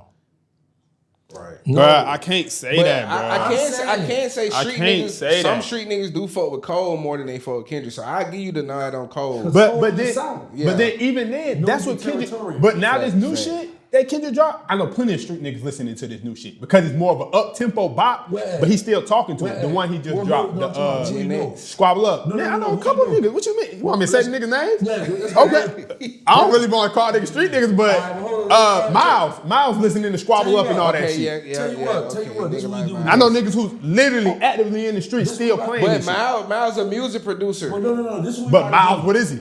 Let's go hit the hood right now, Mm-hmm. and when people play it, we're gonna see if they got kids with them all bumping and they ready in their car. Niggas that at least play Not Like Us. We can do a survey. Man, that's the radio song. Do an It don't Instagram matter. survey. It's Do still it. nigga play Not Like Do an Us and Squabble Instagram Up. survey. Okay. We can do an Instagram survey. Don't put it on Bet, our we'll page. do it like At that. the end, we'll just But record a video. you That's even different. Let me hold tell you on, about but the Instagram survey because you have people from all over on the Instagram versus if we go from neighborhood to neighborhood. Yeah, that's I don't true. believe we gonna hear. I agree. I'm not saying them folk relate to Kendrick more than any other rappers and shit like that. I'm just saying that I can't say though nobody will really say put on Kendrick is what I'm saying.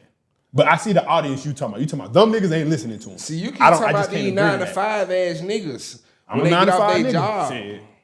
We talking about them We niggas posted agree on the with corner that. still. But we Niggas said- still Niggas kicking still doors posted and on the shit. corner, but I'm- Niggas still riding and going on hit licks and shit. Them niggas Oh, not yeah, listening to no probably Kendrick. not. Probably not. You know what they Who listening the hottest to? artist in Atlanta? That's debatable. Wham. Probably Lil Baby or 21 Yeah, right now. Or Future. No, I can never I mean, forget Future. right now, Wham he the hottest thing smoking. Right now, he just dropped. You know, he got. But he Future got it right Thug too. Like we got 4 like Future Thug, 21 and Baby. And as far as the young niggas, you know, you got Baby Kill, Baby Drill, you know, all the babies. They drill all the rappers for real. Lils. Right. Yeah. But I do want to say that before we move on. So if a nigga not a street nigga, is he a nerd? Why you still Not stuck on that? No, because I think that's a good topic. 'cause If a nigga not a you know, street nigga, is he a nerd? He got an image to protect. I don't have no image to protect. It's just a good point you brought up. So if a nigga not a street nigga, is he a nerd? Or is it anywhere in between? No. If you're not street, okay, hold on. If you're not street, then what are you? I would say you could be Cool, real. laid back. Yeah. A Like, cool ass I'm a nigga. civilian. Okay, cool. Just a cool laid back I would nigga say though. I'm you just asking. you can be a real nigga and not be a street nigga. I want him to answer. Let me hear him answer. Okay, this is the thing. Now, nerd part come in is if you one of them guys who ain't listen to none of that stuff we talking about, and you into your, like you might be a nerd into the computer. You gotta figure out, like, man, my stuff, bro. Man, bring this to old homie. Let's go bring it over to such and such. He gotta fix all that old computer. Yeah. You see what I'm saying? That type of stuff. So, Why you laughing? yeah, bro. See, he's tired of yo. But so, but Go nah, ahead. see, No, let him keep going. This way I want Dunn to understand. you see what I'm Like, saying? So, Let keep going. So if something go wrong, if I need my camera set up, I'm gonna go holler at you. Yeah. Whereas if I he come- laughing because he thought you was the camera. That's guy. exactly why he laughing. Yeah, see what I'm saying? So I thought that. There you go, right there. But I'm not. So now, look, if I smoke weed or something, I'm gonna hit you. What a crack. Because you giving me thug hoodies. yeah. Like you So it's right the there. image. Yeah, It's the image. Okay. like, I ain't mad at and look, it. I know this. This ain't the first time I'm hearing it, so I understand. Even though you got the voice, like you giving off like a thuggish look, it's still like You know how you say you don't supposed to judge the book by the cover? Yeah. Niggas still do it. Yeah, I'm doing it. You know, we still do that. You know what I'm saying? Because it's like, I put it like this here. If I had a book bag where I had something valuable and I saw y'all two, and it's one of y'all, I gotta get this. I'm gonna come to this, but you watch the film. He look more trustworthy. Yeah, you know. That's so hell, but that's funny, bro. But that's basically right. Because if we was walking down the street, like, you know, just say we That's don't even crazy, know but each yeah, other, I'm with you. and we was walking down the street, and you had to pick one of us to trust with. You know what I'm saying? Like, hey, bro, I need your help. Yeah, like I need your help, bro. Like, yeah, I got. You gonna man, he gone. Yeah. I like I'm finna finesse. Yeah, man. You like, I be like, okay, look, he cool dude. I can like hold this for me. Sir, can I use your phone? Me, on the other hand, I'm trying to Yeah, he finna take off on the train. Yeah, bro, you got me. Nah, man. I understand it. I just want to dive deep into it. You know, it's all good. Nah, see, it's crazy because he like one of the ones that are hacking to my stuff though. Now I was finna say it just get tricky because nowadays, you know, like you don't know who it is. Facts. Oh, you don't know who doing it with the young nigga now. Like, hey, young nigga could be dressed up in a suit, might come switch you down. He's scared of that switch. He's scared. Hey, bro, he outside. My artist. So you can get him from me? what we're gonna also want to talk about is so we was talking about the Hot Boys and shit, but Wayne's performance and stuff. So how do you feel like Wayne is as a performer in general? If you ever seen him live, because you know people kind of. Huh? Yeah, how you feel like he is as a been performer? watching that. I tell you, I've been TikTok. So you ain't basically, been paying attention? Everybody. So basically, Okay. what's been going on? They like, you know, Kendrick got the Super Bowl. Right. Folks saying that Wayne he didn't deserve it. He wasn't a good performer anyway, and this and that. You know, it's been instances recordings seen like Wayne forgetting lyrics that it seem like. But I don't think Wayne really forget lyrics. I feel like Wayne be updating his songs live. Like he actually be as he performing, he be putting new lyrics in the song to make it fit for the day that he, you know what I'm saying, certain shit like that. But it has been instances where like it may seem like he forgot lyrics or he got the earphones in because he, you know. But all artists doing that though. So they said Wayne not really a good performer. Do you feel like he should have got the Super Bowl, and do you think he would have gave a good show? At first, I was being biased. I was upset. Rocking with Wayne should have got it. Yada yada yada. Right. But then something clicked in me. He said, "Gangsta." I be talking to myself. He said, "Gang, turn around. What's up, dog?" So Kendrick deserves it. Kendrick, right now, the better artist, the hot artist. A diss song became popular, right? Then you gotta look at Super Bowl as a family-friendly event. Mm-hmm.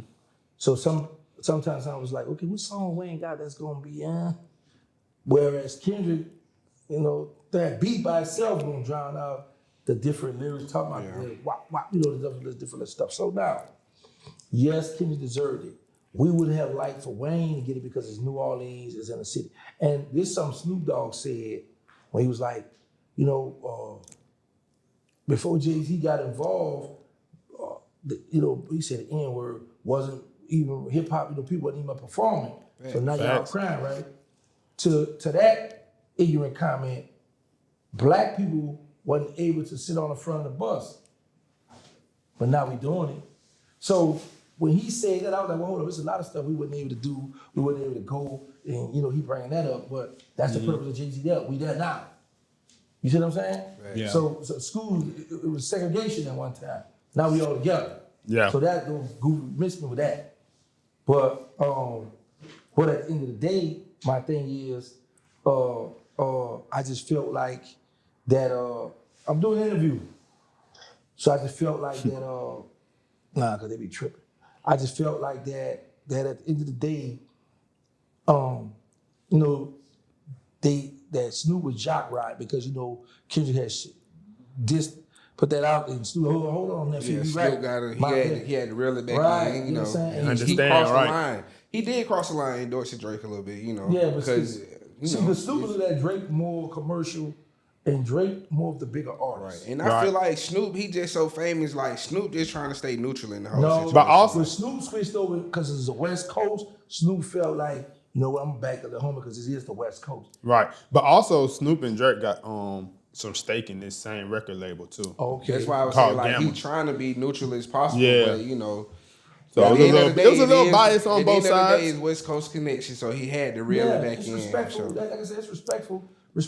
But at the end of the day, I'm looking at it like I don't like how they do them little jam because at the end of the day, a lot of us love Weezy. A lot of rappers look to Weezy, like how Weezy looked to Jay-Z. A lot of them look to Weezy. A lot of people just love Weezy, love his style, love what he did for hip hop. But when it comes to business wide, more, you know, I was in a tunnel vision at first. Yeah. Then I was like, you know what? For real, can you work hard? So, you know, how you feel about P? Like, just his music, his influence, Who? like Master P. On the 9 to 9. Cause when we was talking about them rappers, you ain't say like P. He was big, like he got a catalog that can match. First of all, you know I don't like P. Let's just start there. Shout out to Let's P. start P there. took me off. I will say this, because P, from where I come from, my homie, what I do respect and love about P, he showed us how to hustle. He showed us that y'all can come from the hood and y'all can get that money. Facts. You know what I'm saying? So he gave us hope. I will say that. That's the ice cream man, you know. Yeah, you know what I'm saying? But P just be ticking me off with that when he go to turn to his cousin hot boy Jimmy. That would be making me mad. Because his blood, sweat, and tears behind that name. Yeah. And I fought Cash Money for this, right? Because when P did the Hot Boys movie, did Hot Boy stuff, Bird and pulled the Ben speaking up, man, stop playing with it. You already, da, da, da. Bird always been quiet. They never say nothing about it. So I gave P legs to keep on pushing. But now since I done been out and I learned about the social media, so now I get to fight. I get to talk. I get to hold on, boy, to chip it. But anyway, like I say, I love and respect P for showing us like it's more than just being in a project with the chopper. Facts. You know what I'm saying? It's other things. Because you got some people who ain't never been outside their hood. Yeah. You know what I'm saying? Let alone go outside the city or go travel to another state. Prime example, when I was in the Fed, when Katrina hit, you got people that moved to Atlanta, DC, Florida, Texas. And then I'm hearing, oh, I ain't going back. I'm staying where I'm at. I ain't never going back to New Orleans. I felt like they turning back on our city. I was mad with the people. I couldn't stand them people. Because I was like, I ain't never leaving New Orleans. When I go back, I'm going back to the hood. I'm going to get my 2 houses next door to each other. I'm going to be right? When I got out, I'm older now. Moving to Texas is one of the best moves I could have ever done in my life. See, sometimes we got to get out that stigma like, man, I'm loyal to the hood. I'm stuck in the hood. And when you go to jail, the hood forget about you. Ain't no 401k in the hood waiting on you when you're in jail, when you're hustling. And I used to tell people too, they be like, man, I see your people on such and such, and they ain't give you no shout out. Da, da, da. Like baby give me a shout out here and there on a bait, raps in the bell. But then sometimes they might not say my name, right? So dudes, man, whatever your brother, you know, shout out, man. I saw him on, I say, bro, I don't want a shout out, send me a check out. Facts. I can't go to commissary saying, hey, baby, rap or Lil Wayne rap about me. That don't buy nothing from commissary. Send me that check. And that's what they did. You know what I'm saying? But what we was talking about? Oh, you talking about P. Yeah, shout out to Master P. Now, I just wanted to know where he ranked musically. Know P ain't no ranking. I'm rap better than P. Let's just say, you know, P ain't got no lyrics, bro. P made some songs, he just thing, but come on, bro.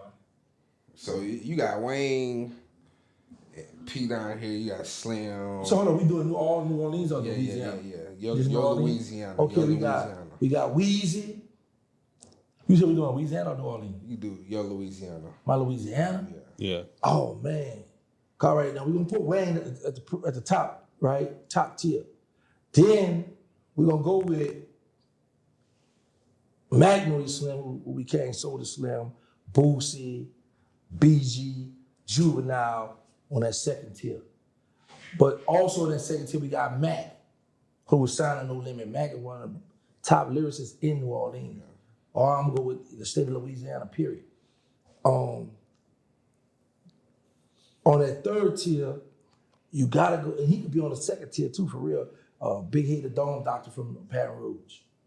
That boy, Adam. Yes, Yeah, I know. Yeah, you're right. Bitch on the second tier. I'm Man, like, you ain't even say Young second tier. Boy. I don't like Young Boy music. Young Boy's a different. Young Boy really might be up there with Wayne for his generation. That because he influenced a lot of people. Yeah, He for rapped his rap. generation. But you gotta understand, when I come home, I didn't know nothing about Young Boy. Yeah. And then when I tried to listen to it, it was a bunch, yeah, who the holler? I was like, all right. You know what I'm saying? He got a lot of pain music too, though. Yeah, but it's not what I was used to. You know what I'm saying? So I support him because he's from our state. You know, him and Bird, whatever, they got their love-hate relationship. But that wasn't my, let me tell you what the song I love to this day when I come home and a little chick said, well, I know him. You want to meet us? I said, yeah, I want to meet that young in a minute. Lil Baby. Oh, Baby. Oh, yeah. Man, Baby, yeah, Lil how could I Baby. lose? We the who's who. Shorty talking that talk. I said, God. he sliding on that, bro. All I right. love that song to this day, bro. In a minute. That boy said, what he said? AK-47 the spot before they made the Draco. I was like, okay. That beat so hard, bro. He talking that shit, huh? Man, he talking that talk, bro. Man, They so say he ain't doing that no more. but then he lost. But I don't care because I like that song. That's my favorite song. Yeah. Right there. His song, then Finesse 2 Time that back end. Finesse hard. I fuck with You know what I'm Finesse. saying? So when I come on and I was hearing my NBA, while I was happy from my state, I just couldn't get with his forward music. Yeah. You know what I'm saying? I was like, because Makes I got to hear a beat, certain stuff. So I was like, but I was like, okay, that's the homie, he sliding. But I can't understand sometimes what you're saying. That I'm like, oh, you rapping? That ain't my cup of tea. That makes sense. Yeah. Right. So, Big, what you said something about the Islamic. Okay, we talking that. Okay. Yeah. I can't remember. I was trying to pull it up. My phone was tripping. But are you Muslim? I don't want to, offend you, but You are asking you? me, am I Muslim? No, bro. I'm talking to bro. Are you Muslim? Oh, yeah. Nah, you Nah, Muslim? we wanted to ask you about, Yeah. your religious belief, you know what I'm saying? We Yeah. know that you Islamic. Yeah, I'm Muslim. Okay. So did you grow up that way? Is that something that you kind of converted? I grew up Baptist in the church. I was in the choir. I remember when the preacher shouted, and they had a little Holy Ghost, they shout, and he fell down, was shot. I jumped and ran home. I said, Mama, Reverend Hall, he just passed a few months ago. I said, Mama, Reverend Hall dead. Mom, he died in church, but he was having a heart, the little Holy Ghost. I grew up in the church. Like 1995, I took Shahada in the parish jail. When I went did my state bid in 96, but I didn't learn nothing. So when I come home, how you see the Jehovah's Witnesses, the Nation of Islam coming, and sometimes some people stay there, we all jump up and run. Mm-hmm. So the guy come, he bang on my door, boom, boom, boom. I'm like, man, he tripped. So I'm doing a Melvin, man, people at the blind. I said, man, he ain't gonna, what's up, man? So let me talk to you, brother. So he was a young dude, right? Talk. So we go ride, we talk. He invited me to the mosque downtown, Diamond. So I used to go to the mosque, the Nation. Then when I went to the feds, my homeboy was the minister. He from New Orleans, he was the minister. Mm-hmm. So, quite natural, I'm going to ride with him because he's my homeboy. So it's like maybe 4 or 5 of us doing Ramadan, and it's about 80 to 100 Muslims, Sunni Muslims. Yeah. And I'm looking at them like, look at them. They got them high water, they got the beard, they want to be like them old Arabs in other country, and Minister Farrakhan kind of man, right? So I never studied, never read. Mm-hmm. So when me and my homie, Brother Grant, he's deceased now too, we would be at the microwave, we would cooking all their food. He used to work us too. But I caught on, he's like, everybody, if you want to eat with him, he'll give you a list, bro. He gonna give you a list of nachos, go get the soup, go get the cheese, sweets, you go get like a good $65, $50 to $60 worth of list. But he telling 10 different people go get this. So I said, bro, let me ask you something, bro. First of all, because I caught on, I said, you would take 1 bag of Doritos and that's for 2 people. I said, bro, he started laughing. I said, boy, you slick, boy. So I caught on to his, what he was doing. So we would be at the microwave, because I was on the other unit. I would come over by him, we'd be at the microwave, and the brothers from the Sunni come in and they'll pull up with the Quran, and they'll point and show him something. And he'll read, he'll like, yeah, he agreed. And and they'll walk off. I said, what they were talking about? Oh, don't worry about that. So that, and how they say, if you don't pick up stuff and read, then you ain't gonna know. Right. So it wasn't until 2005, I saw this Christian man, but he do the old way, how the women on one side, men on the other side. Then I was like, okay, now I want to know why we salam out, why we do this, why we wash, because I was like, I know people gonna be asking me, well, you left here and you went here, why you did it? They're gonna start asking me these questions. I just started reading, studying and reading. I learned how to the alphabets. I learned how to say the Arabic. I learned the Arabic. I learned to say the prayer in Arabic. I learned how to write it in Arabic. And I just started studying because I know people's gonna ask me.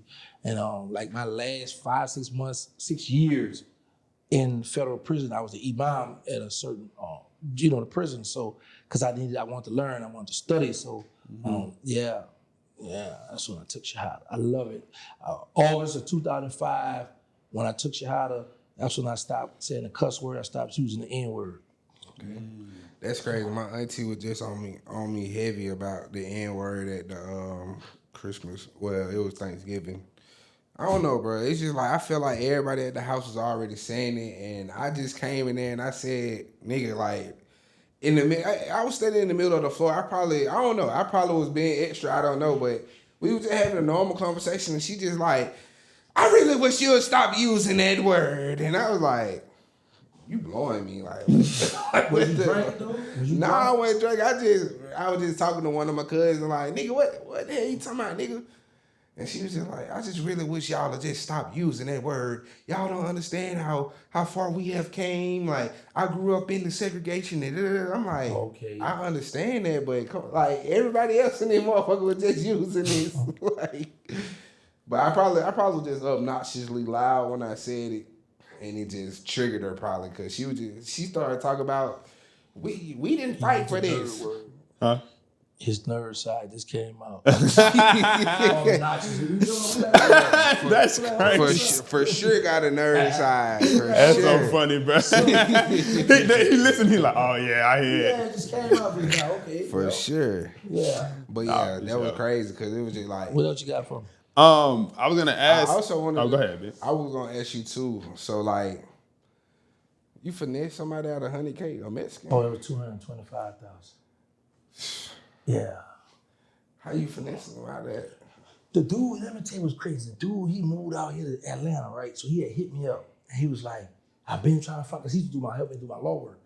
I find that it's people that are incarcerated, jailhouse lawyers are way better than, I ain't gonna say way better, but they pay more attention than the regular lawyers out here. Them niggas who be locked up be knowing. And be down to come in. And it was crazy, like you could get everybody out, but you couldn't get yourself out. You know what I'm saying? So it was this dude, I had met him, been known for years. He had helped me file my appeal and stuff. And I had sent it to my lawyer, man, I'll file this, do what I want, da da da. So he hit me on, hey man, I've been trying to find, da da da. He said, listen, I got a plan to get you out. He said, man, it's gonna take $12,000. It's gonna be $12,000. And he was like, but I gotta send me the money, I'm gonna go put something right here. Da, da, da. I said, he trying to run game. So what happened was when I got to this prison, it was this black Cuban type of guy. So he found out who I was. And my cellmate was an ex-blood, but he had became Muslim. So, he got a lot of respect. So the dude used to let him look at certain magazines. Yeah. So he was like, oh, that's baby brother. So he's like, man, introduce me to him. So he introduced us, So having a fight, somebody got hit in the head with a lock in the child hole. So they locked all the shot caller from gangs, they locked them up. So my cellie got locked up. He was like, man, ain't no blood no more, Muslim, but they still had locked him up because he still was in their file. Yeah. So I had the magazine was still in my cell. So I said, hey, man, go your property. I went and brought it to the little Cuban. Oh, yeah, man, thank you, man. I got some more magazines. You get to see all kinds of more magazines. I got some books. If I don't have it, let me know. I'll order it for you. Let me check it out. All right. So he had me that I want some fish. And I was like, the guy be stealing out the kitchen. But then sometimes he'll wrap it up and when he got to get a kid, he got to stuff it down. And I said, no, I don't want none of that, man. That be about somebody's balls, man. I'm good, but I don't want to fish. Thank you. So we talk. He talking this, whatever I want to talk, money talk, right? So I said, let me pick him. So when they called Child, I said, come here, let me show you something on the computers. I showed him the email that the guy sent to me about the money and getting out of jail. And he looked. He said, all right. So we walked. Soon we get to the Child, he said, hey, man, you think that really worked? I said, well, I got him. So I contacted the dude, we talking. But then when I seen that he was up to something, I said, nah, I'm gonna change this. So I said, look, man, send the money here. I have it sent it to Georgia too. Yeah. So my people got the money out here. Then the dude wrote a letter to me and him, and so having SIS, he like a special investigation on the compound, walking up the wall. She was really just doing her rounds, but it looked like she was coming to our dome, right? Mm-hmm. The dude who wrote the letter to me, who was trying to finesse me out the money, he realized I had somebody that was gonna pay him, but then he realized I reneged on him, so he writes me a letter, writes him a letter, you gotta watch gangs, da, da, da. So I said, bro, he said, I got a letter from a war reporter. I said, yeah, I said, me too. So he went to go read, he said, man, what are you talking about? He said the emails and all that, man talking back and forth. But as I asked him, I said, oh, he's trying to set it up, give me a letter. I ripped it up, flushed it. So when the SIS left, he said, oh man, that was a close call, they left. What a letter? I said, man, I got scared to destroy that stuff, because now this dude about to mess my play up. Yeah. Right? So, so I said, so, because we hadn't got the money. And I'm like, man, he ran all. I said, you see how you try to set us up with the SIS and the letters? He said, yeah, man. So I had another homie. He back in jail right now, too. That's crazy. Because we had this thing, I finesse him, saying I press him. So I said, got this big trial coming up, man. I said, it's going to run you 20 grand, but we're going to get you out. So, all right. So we would make fake text messages and all that stuff, get it typed up. We will put on that legal mail, because like in the Fed, if you got legal mail, they're gonna put the sticker, they're gonna write on the thing, legal mail, your name and number or whatever, and they're gonna post it on the door when you walk in and out the dome, so they know you gotta come to the back with your case managers and counselors with your legal mail. So we would do that, and he would think that is that. So every time we would give him a release date, but right before that release date, we would come up with the excuse that something happened. It's gonna be another $25,000. I gotta work this out, man. So then one time I'd be like, bro, I said it's 3 people that's telling. It's 3 people that's telling on this other case that's preventing you from getting out of jail. It's gonna be $25,000, bro, but I'm gonna work it out. So one of them I said, I found out. I come in the unit, my partner, he crying. I'm like, he crying real tears. My partner, this is an act. Yeah. Because my partner was supposed to be getting out of jail and gonna testify in his other trial for this guy. So now he's in here crying because it's the release date coming up. He in there crying, man, what's going on? Man, somebody play on my life, man. I don't know who it is. Somebody went to the agent and told him I ain't tell him everything, I ain't tell him the truth, and that I left some stuff out, and now they told me I would charge me for these murders. What happened, man?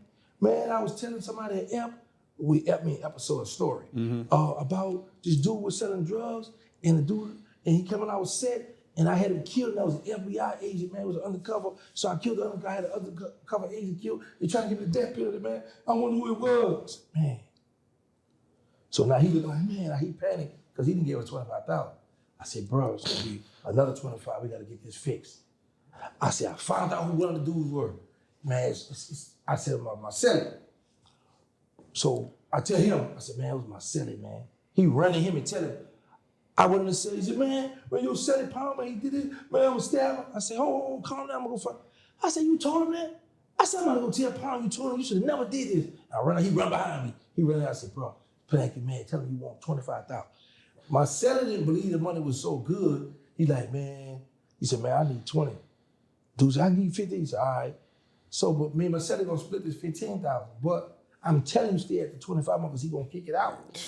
So, fucking out the money. He was real scary too, bro. This is no lie. I had it he sent like at least 10, 15 dudes, $250, $300 at one time in the federal system, right? So I get him in my cell. I said, we don't gotta find out what's up with this boy. I said, where you get all this money from? He said, man, I used to ship kilos of methamphetamine over to Hawaii. Mm-hmm. He said I had a 15-year run. I was selling for like 33,000 a pound or something, a kilo, whatever this was. I said, 15 years, you did it for 50? Yeah, bro, like, one thing I would say, Eric, and this is why we didn't get locked up. And this is how we got in trouble, too. So my celly, his people didn't pass. He got 35 years. He ain't got a dime in Chinese money. My homeboy used to get high on the streets. He ain't got a dime in Chinese money. So, you know how you be from the hood, y'all be in the cell talking, you be like, wait, what's your name? Where you from? I ain't never heard of you. Yeah. What kind of car you drove? Because New Orleans is so small, right? I said, bro, if you was getting money, if you was riding like you say, I would have heard of you or ran across you, bro. I said, bro, hey, when I said, man, you know, such little sister. I said, yeah. Remember she came and scored that dough from you at night, the heroin? I said, yeah. This I was in the car. I said, you used to get high out there. He said, yeah, man. So, yeah, so now I got these two in the cell, and now they both get money now. So you know how y'all get to playing, how we get to laughing and playing and talking and cracking jokes, and then y'all get see now y'all want to fight. Yeah. I mean, hold on, y'all tripping. Chill out. This is my celly and my Muslim brother, and you my homeboy, right? Right. My homie like about 5'6" or whatever, but he's stocky. My celly like 6'3", big. Homie slammed the stone walls and he telling me, man, Gangsta my homeboy. He didn't take it for a second. First, this is my Muslim brother. I ain't on homie time. You know, and my celly, I gotta stay with this man. Yeah. So, but y'all get money, y'all get mad about petty stuff. So, y'all remember when the phone posits was hot at one time? Yeah. So, you know, up north, they love them shoes. So, my celly in Baltimore love them. So, my celly go to tell about the phone pilot, and then my homie like, man, that's throwback. There was pennies back in the day. So, everybody computer talking smack around inmates. So, my celly like, you ain't never wore them. You was a junkie out there, everybody laughing at him. So he said, okay, I'm gonna play the game of the throw. I'm gonna fix him. My homeboy about to get out of prison.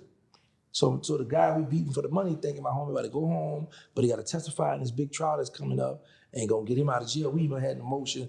He gonna get his rights back. He get to carry a gun. He ain't gonna be on no paper, his state record. I mean, we got all this That in nigga motion. going. Yeah. Smart. Yeah. So one time I sold him the motion one time for like $5,000-$6,000. But anyway, so my homeboy really get ready to get out the prison. That's how he sold it real good. They got like 3 computers, and then they got another 4 computers. The 4th one is just for MP3 for music. So it's a little line sometimes. So this white guy, he was like on a little wheelchair thing. He wait for the line. My homeboy waiting on the line to get on the computer. My homeboy get on the computer first. He did like, hey, I was waiting. My homeboy said, I was waiting. Man, I was waiting, man. My homie said, man, suck a penis. The white dude said, no, you put it in your mouth. Talk crazy. And my homeboy backhand, bow, smacking, right? The dude tell my homeboy, listen, you can go check yourself in, or I'm gonna tell the staff that you assaulted me. My homie like, it's too much money on this compound. He ain't never had this much money in his life. And you talking about go to the hole? Man, I ain't going to the hole. So the dude went and told he go to the hole. But my homie had took all this money off his books because he was getting ready to go home. Mm-hmm. So I would say I got $100,000 to deal, and they wound up splitting the other 100-something thousand, right?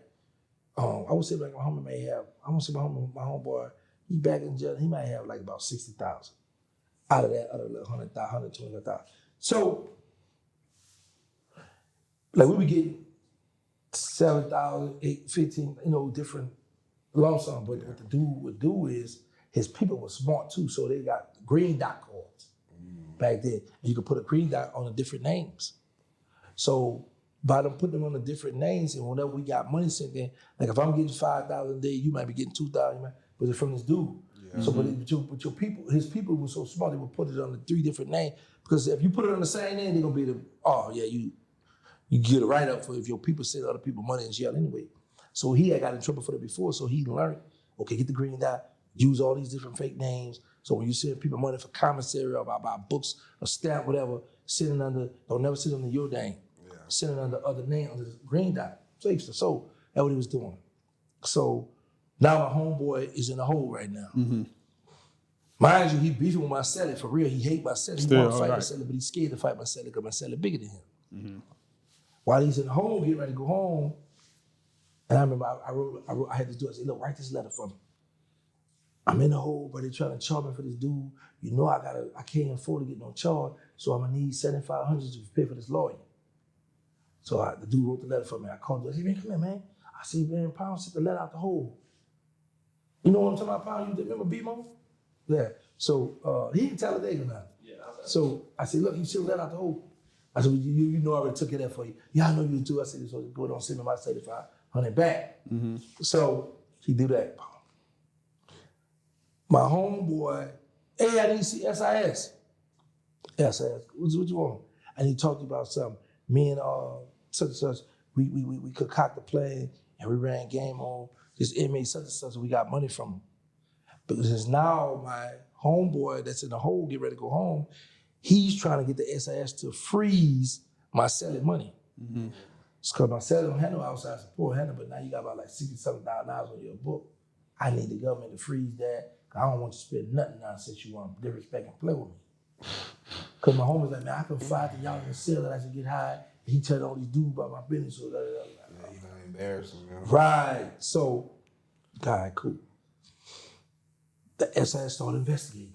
They started checking it out, seeing what's going on. So they did want the charges, but they sent it to my prosecutor like, hey, so my prosecutor wanted to give us an outside case, but the problem is it happened on BOP compound. Yeah.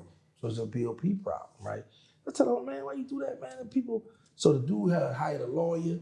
The lawyer would look at it and say, oh, yeah, that was a scanning around. The lawyer contact my homeboy when he got out. Probation officer told him. The probation officer said, well, we can't do nothing about it because what he did while he was locked up. Right. Now that he's home, if he do something, then we got jurisdiction to bust, you know. I said, man, what you say, man? I said, bro, you got me jammed up in there, man. So he's like, man, I ain't mean to do it like that, bro, but I had to get him back, man. Da, da, da.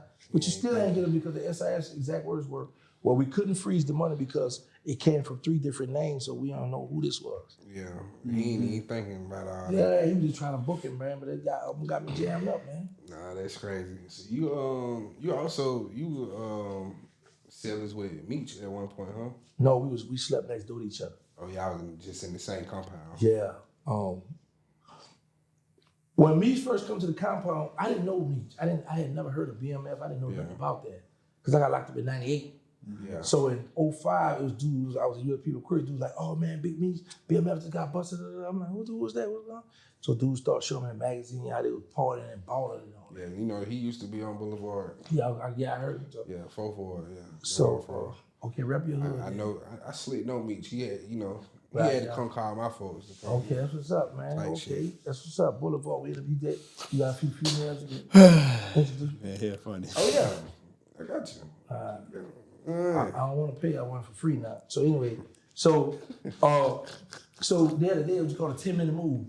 So you had to get to where you gotta go, and then they're gonna compound close, so you could be stuck wherever you at. So I had to walk favor like, oh, I go to the second factory bed on the compound, because I had to get where I gotta go, because I was trying to go back to my unit and get some stuff to get back to the law library. So as I'm walking fast to get where I'm going, it's this red, light-skinned guy with braids, and this other big dude with dread with diamonds in his teeth. So he say, gangster. So I'm like, who you? Man, I'm remember for back. Like, he talking about when I first got out there, I was at the joint. And I'm like, no, I don't remember you, bro. I kept going. And the red dude with the braids with him. So later on that day, they were like, man, Big Meech on the compound. I said, the dude from BMF? I said, how you look? He a red dude with braids, he got the braids in. I said, oh, man. I said, I might have made the other dude look bad. So for child at nighttime, they should like roam the compound, move all around, right? So the last feed up dinner time, we out moving. So we go by the chapel. Yeah. We standing right outside on the sidewalk. So I'm talking to a few dudes. I saw the dude who I was like, man, I don't remember you. So he right here, Big Meech by right where he at. Big Meech, me and him making eye contact, but he can't get to me because every step he make to get to me, they say, what's up, Big Dick? Because a lot of people know who he is. Yeah. So I go there, what's up, boy, y'all, you need something? I'm talking to him, because now I got to convince Big Meech that y'all know him. Because I know they came together, so 9 times out of 10, he told Big Meech, he know me. So we chopped it up. Big Meech finally make it to us. He's like, yeah, Meech, this gang is this man. Meech said, yeah, man, I just read your article in the Ozone magazine. Yeah. She was out here, Beverly. Shout out to Beverly. She had the Ozone magazine out here in Atlanta. So he said, man, I read your article, man. My heart go out to you, man. I want to meet you in person. Yeah, I said, oh, that's what's up, man. Thank you. So we talk. So we go to the record. I said, listen, bro, you got a big name. People talk about you. I said, you going to start talking positive for you. Oh, I ain't never talking about it. If I'm going to tell them how to sell drugs, get away with it, and da da da. I said, you can talk right now because you Billy, you can just get locked up. I said, you ever change your heart? Man, I was a $1 billion, I would get money. He started telling me the stories. And me and Meech was real cool. Yeah. But it's a dude from Atlanta named, he called himself Ali the Great. He got a picture of me and had my face bruised up. And he started the story that Big Meech, that I told him. I was just about to ask. And Big Meech beat me up. Yeah. Mind you, I don't know about social media out here. I don't know about no YouTube. I don't know no clickbait. I don't know the magnitude of all this. So I started getting text messages from people saying, you all right? Well, yeah, what's up? Man, they said you had got beat up in there. You had to go to the hospital. I call home. I call my mom. You all right, baby? I said, yes, ma'am. Oh, they tell me you got beat up. You had to go to the hospital. I said, nah. I called Slim. Slim said, little brother, your ass. Yeah, what's up? Man, they said you had gotten into a fight and ship you out to the hospital. And for Slim to get that, I said, it's serious. Yeah. So I called one of the homies at the project. I said, yo, man, what's going on? Oh, man, they got it on the internet. Big Meech beat you up. You told on Big Meech something. He beat you up and beat you up bad. You had to go to the hospital. Outside hospital. I said, what? I said, what the internet saying? So was the telling me different stuff? He said, man, it says 1,000 thumbs up that Big Meech beat you up, and it's 900 thumbs down. I said, he winning. He beat me. He beat me out, right? So 1,000 thumbs. It's up. It's crazy. Yeah, bro. So, because he had to do that, got like 300-something thousand views. Yeah, nigga be praying on downfall like that. Yeah, you know what I'm saying? But like I said, I didn't know nothing about nothing and what. And let me tell you what's crazy. So it's this dude from New York got into it with the DC on a rec yard. A fight broke out. So we come back. One of my Muslim brothers going in the mattress. He put out a knife out this big, give it to the DC dude. You got to go handle the business. So now the next move, bro, I got a lot of South came together. The Muslim? No. You said the Muslim brother told him to go handle business? The dude from DC, because it was tight. You supposed to be pushing peace. He was pushing the piece. Oh, you talking about other piece or a piece. All right, my bad. So,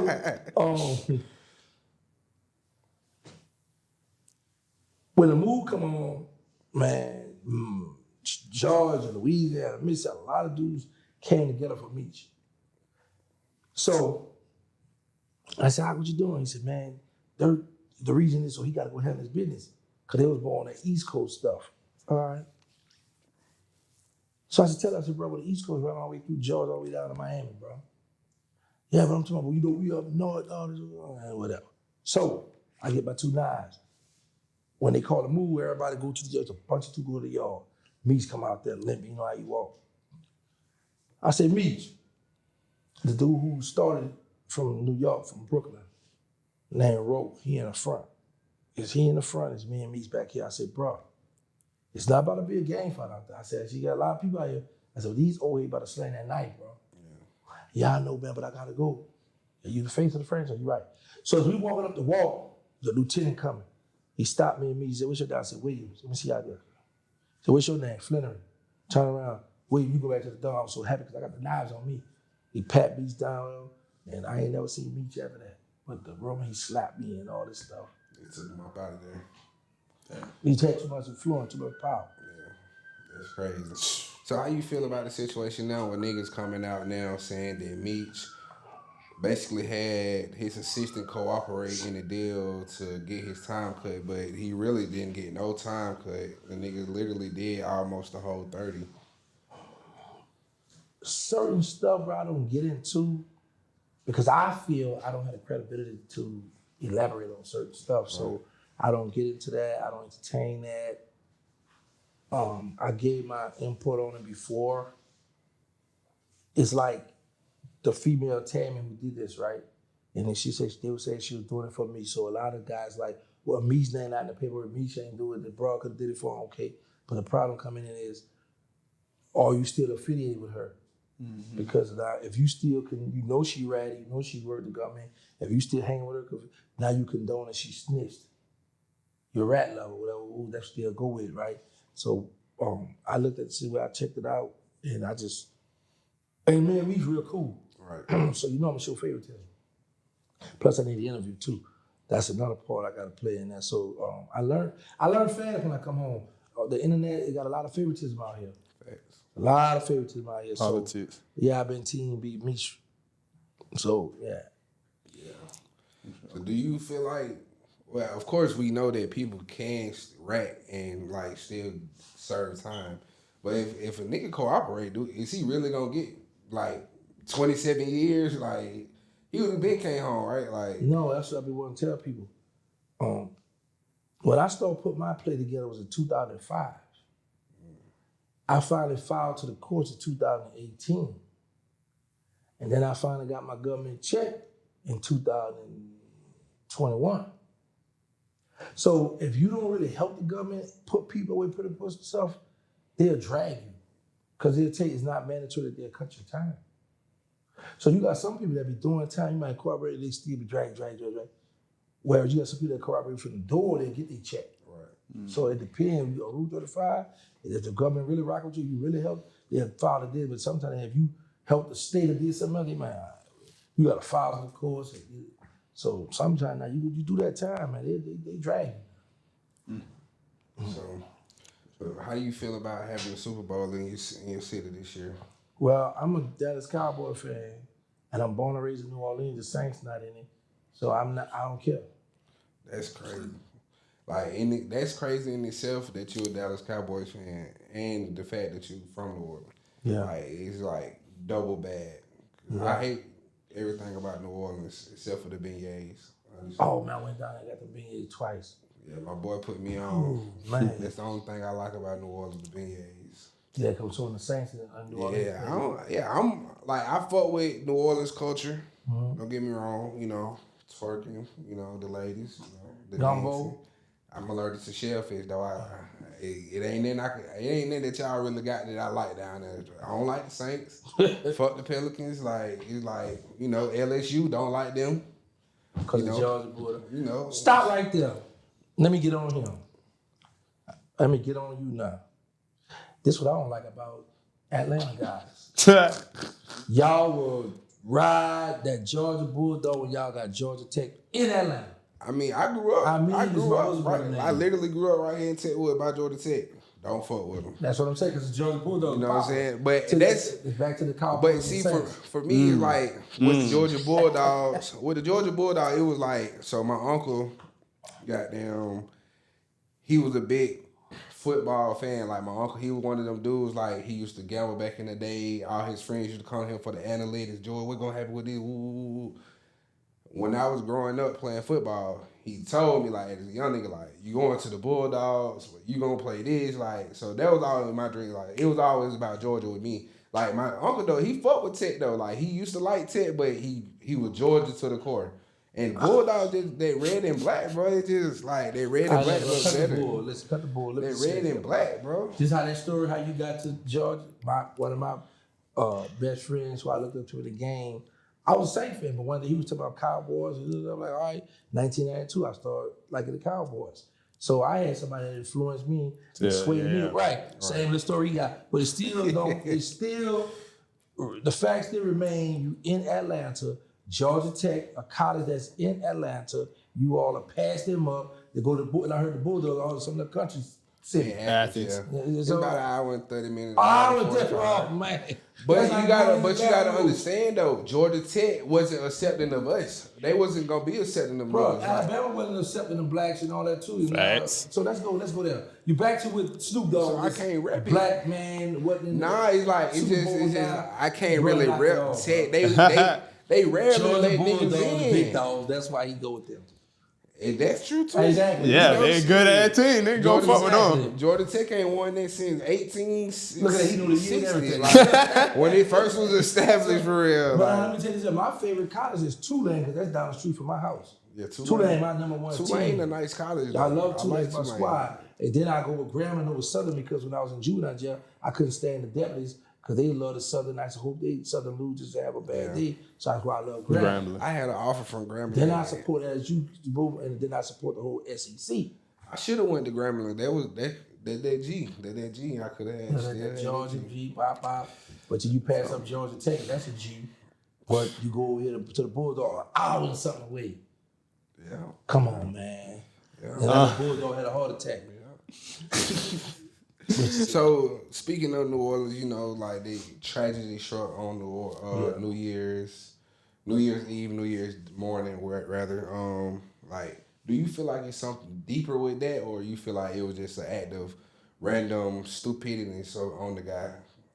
Okay, that's a good question. First, when they were saying it was a terror attack, right? Terrorists did this. First thing I was listening to was CNN, because I knew one thing about the terrorists is whenever they do something, they take their charge. Right. They go, yeah, that was us. We wouldn't did that. Nobody never came and owned it, as far as my knowledge.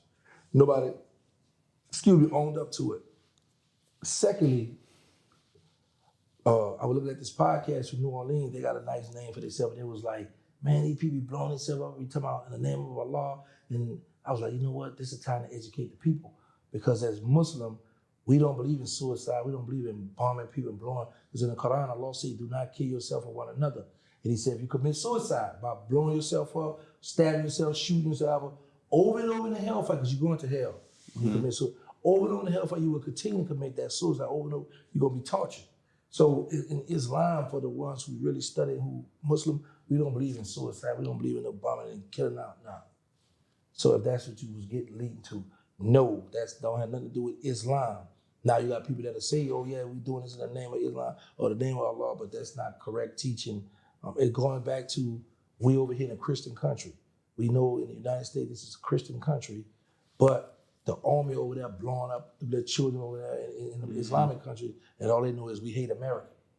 So this is vice versa over here. We know when something happens, or we hate the Muslims, or we hate them because they, so that's what it be. But then they start saying he was in the military and he had come from Houston and drove down and yeah, but because I did a research on it, was checking it out. But like I say, I never heard no terrorist group take the charge, and we know the terrorist group, they known for, it was us. They gonna claim it for sure. Yeah, they gonna claim that. It's a victory, especially when you kill one American, they excited, they happy. Definitely. Yeah. Sure. Yeah. This ain't the first time tragedy struck y'all city, you know. Yeah. Right. That's why somebody was like, you know, Saints Super Bowl next year, because, you know, y'all win the Super This Bowl year. After something happened. The Super Bowl this year. Nah, No, he's talking about like they say y'all they'll gonna be win in the it Super and Bowl win. next year. Oh, Because so of the tragedy struck. you saying, y'all, I'm Cowboys, bro. Oh, yeah. Damn. So you can't beat up on me. You want to beat up on me so bad with the Saints and the Chargers. He want to beat up on me, so, but I'm ducking you, bro. I hate them niggas so bad. I ain't gonna lie. They done messed over your playoff hopes a lot of for times. sure. The Dirty Birds. And Drew Brees, he just Oh man. don't ever Easy let me breeze. see Drew. Big on Drew. It's going down. So I want to ask you a few things, like just give free game on each topic that we ask. Okay, So talk to me. give us like, so to the person that's you know, a dude behind the wall, he might not have much support, you know what I'm saying? He don't know. He's, you know, in that state, because, you know, a lot of dudes go to prison and then they become Muslim, or, you know, what would you say to him before he convert? Like, what game would you give him, you know what I'm saying, before he just jump into that, thinking that's what he really want to do? Study, read. Just like out here, I see a lot of people take Shahada. A lot of people, it's like becoming Muslim is a fad. The thing what get me is a lot of people take Shahada, but then that's the farthest they're gonna go. Why you not reading? Why you not studying? Right. Because when you have certain situations when people do stuff in the name of Islam and stuff that make us, our religion, our way of life bad, well, that's when you could educate the people. So, oh, no. In the Quran, Surah 4, Ayah 28 says, don't do this, don't do that. We don't condone it. We're not supposed to do that. Love your neighbor. We're supposed to do this. We're supposed to be giving dawah out, helping the people, showing the people that it's only one God. Because over in them other countries, the Christians, over in other countries that believe in Jesus, that believe in all this stuff, they say Allah. So they use the word Allah. That's the Arabic name. You know what I'm saying? But it's only one God. So study, man. You got to study because it's like the deen is vast. Meaning like different countries, different parts of the over to the east did things differently. So the only way you're gonna know is unless you study. Because you might somebody hold their hand here, somebody might hold their hand here, and I see a lot of Muslims all in big about, oh, that's not right, that's haram, or how you done, better. Oh, you don't know the Prophet did it different kind of ways, Sallallahu Alaihi Wasallam, and may peace be upon him. Or, you know, in other countries, they got different, their cultures like that. So read, study. So it's very important to study. That way you would know how to talk to people, how to have dialogue with people when you study. Right. What would you tell to the some of the young guys out here that's like dedicating their life to the streets? Get out while you can. Don't be scared to conquer the peer pressure. I tell people that I talk to the juveniles and students at the schools in Texas and other places I've been, peer pressure. Don't be scared to tell your homeboy, I don't want to get in the car. Right. Don't be scared to tell I don't want to hold that gun, because when you go to jail, your same homeboy gonna turn their back on you. You don't notice this? this is another thing that's time is different from back when I come up. It could be 10, 15 of us from, where your hood is again? Boulevard. From the Boulevard. We got the Draco, we stun good, we got our Louis, we got all our stuff. 10, 50 when we go to jail, everybody broke. And we can't get a lawyer, we can't bond out of jail, we can't go to commissary. So it's a lot of niggas in the streets that don't be prepared for what to come with it.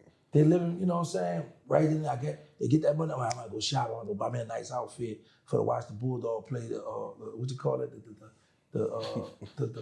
What that game they played? The SEC Championship. The SEC Championship. I'm gonna go watch. You get a whole fresh fish for that.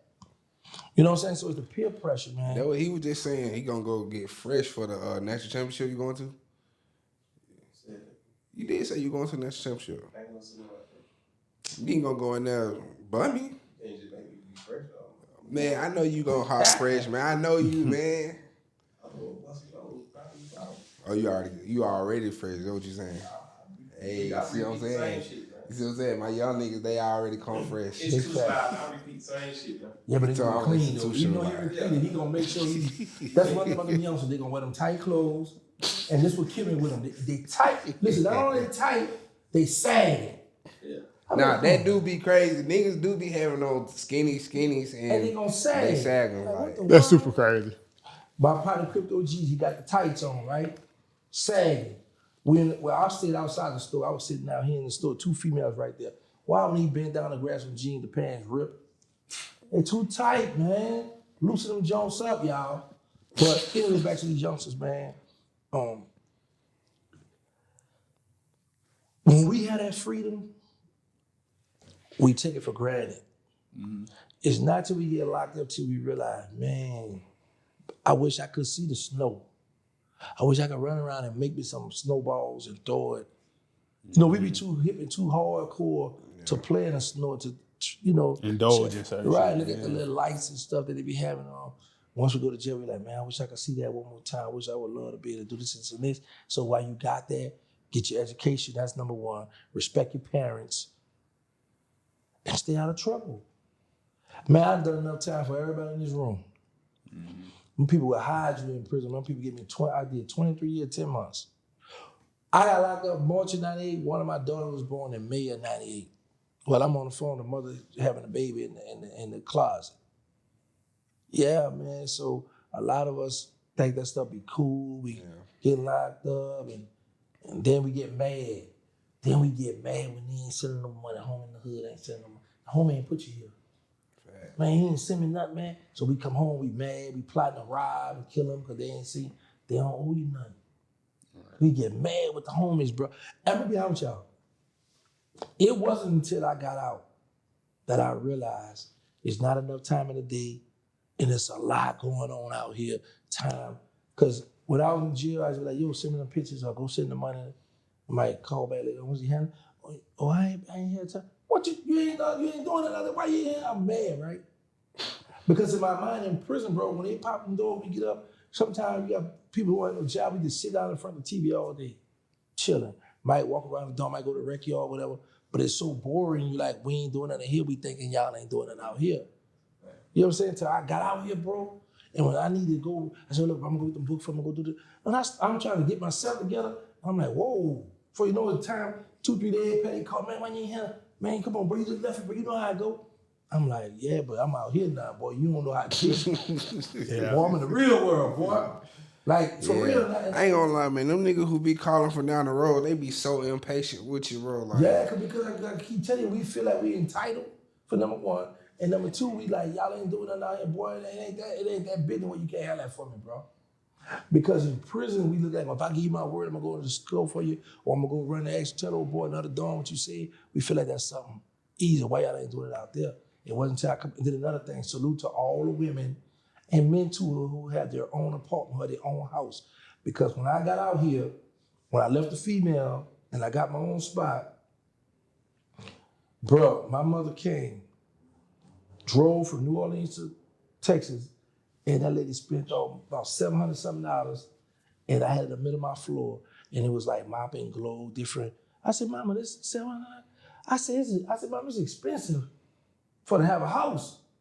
I said, man, I see why the mothers, where them children be asking for that child support, we need some help. Because, man, it take a lot to clean your house and have a house, man. Yeah, I salute them now, but I ain't know. I just give broad money, people money up and go down and go down. But now that I'm doing it the right way, paying bills, it's exciting, it's fun.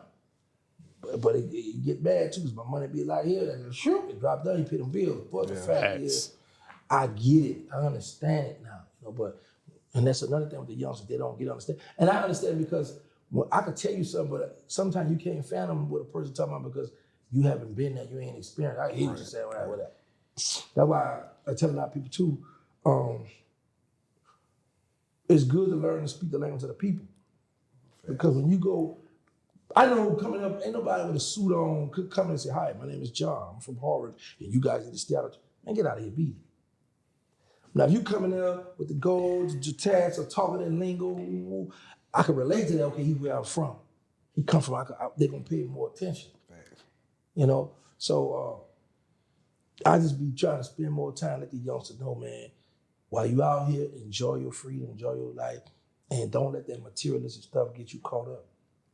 Cause it all be for a nice pair of shoes, a jacket, the fake chain and stuff that they wearing out here. That's what it all be for. That's what it all be for. Sure. So, one more. Give some game for like the influencers, YouTubers that starting out, people that want to jump into that lane, and like what you feel like is the most important thing for them to do, like starting out and building a brand up. First thing first, I should do this in jail. See how my hands are? Mm-hmm. You saw what I just did? I'm gonna go this way. You saw what I just did? What I just did was put your pride to the side and reach out to people. This is what I do to this day. I got 153,000 subscribers. And I still go to small channels who might have 1,000 or who might have 3,000, 4,000. You know what I do? I go in their lives and I just put one in there and they be, oh, TerrancegangstaWilliams, he in. Shout out to TerrancegangstaWilliams, they can come support. But guess what I'm doing? I'm really here to steal some of your subscribers. Yeah.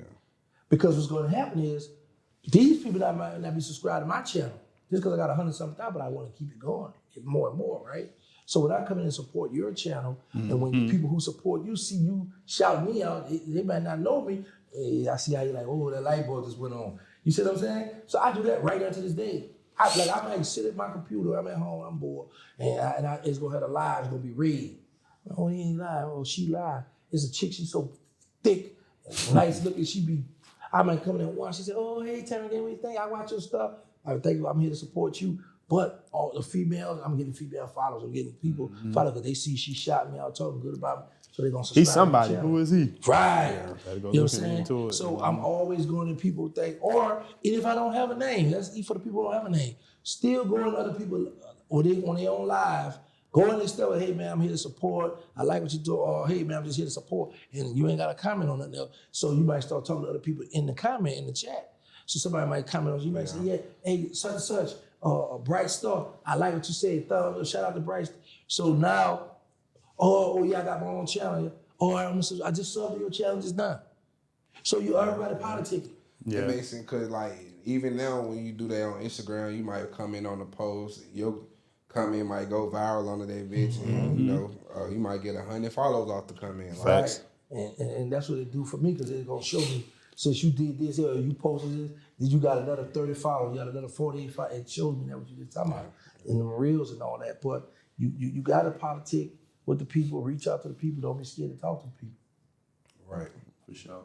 Definitely got to talk to the people because it's really just crazy. Like folks feel like they supposed to not necessarily get a handout, but like once you doing this, like folks supposed to already know who you are. Like if you don't already have a name, how we gonna know who you are? Like I feel like with me and bro, like everything that we do, I feel like we the most organic thing out because a lot of these folks they already had a name and they just jumping into this lane. You know what I'm saying? Whereas folks ain't know us, but they getting to know us. You know what I'm saying? The further we go, the further we grow. You know what I'm saying? So it's like you definitely gotta.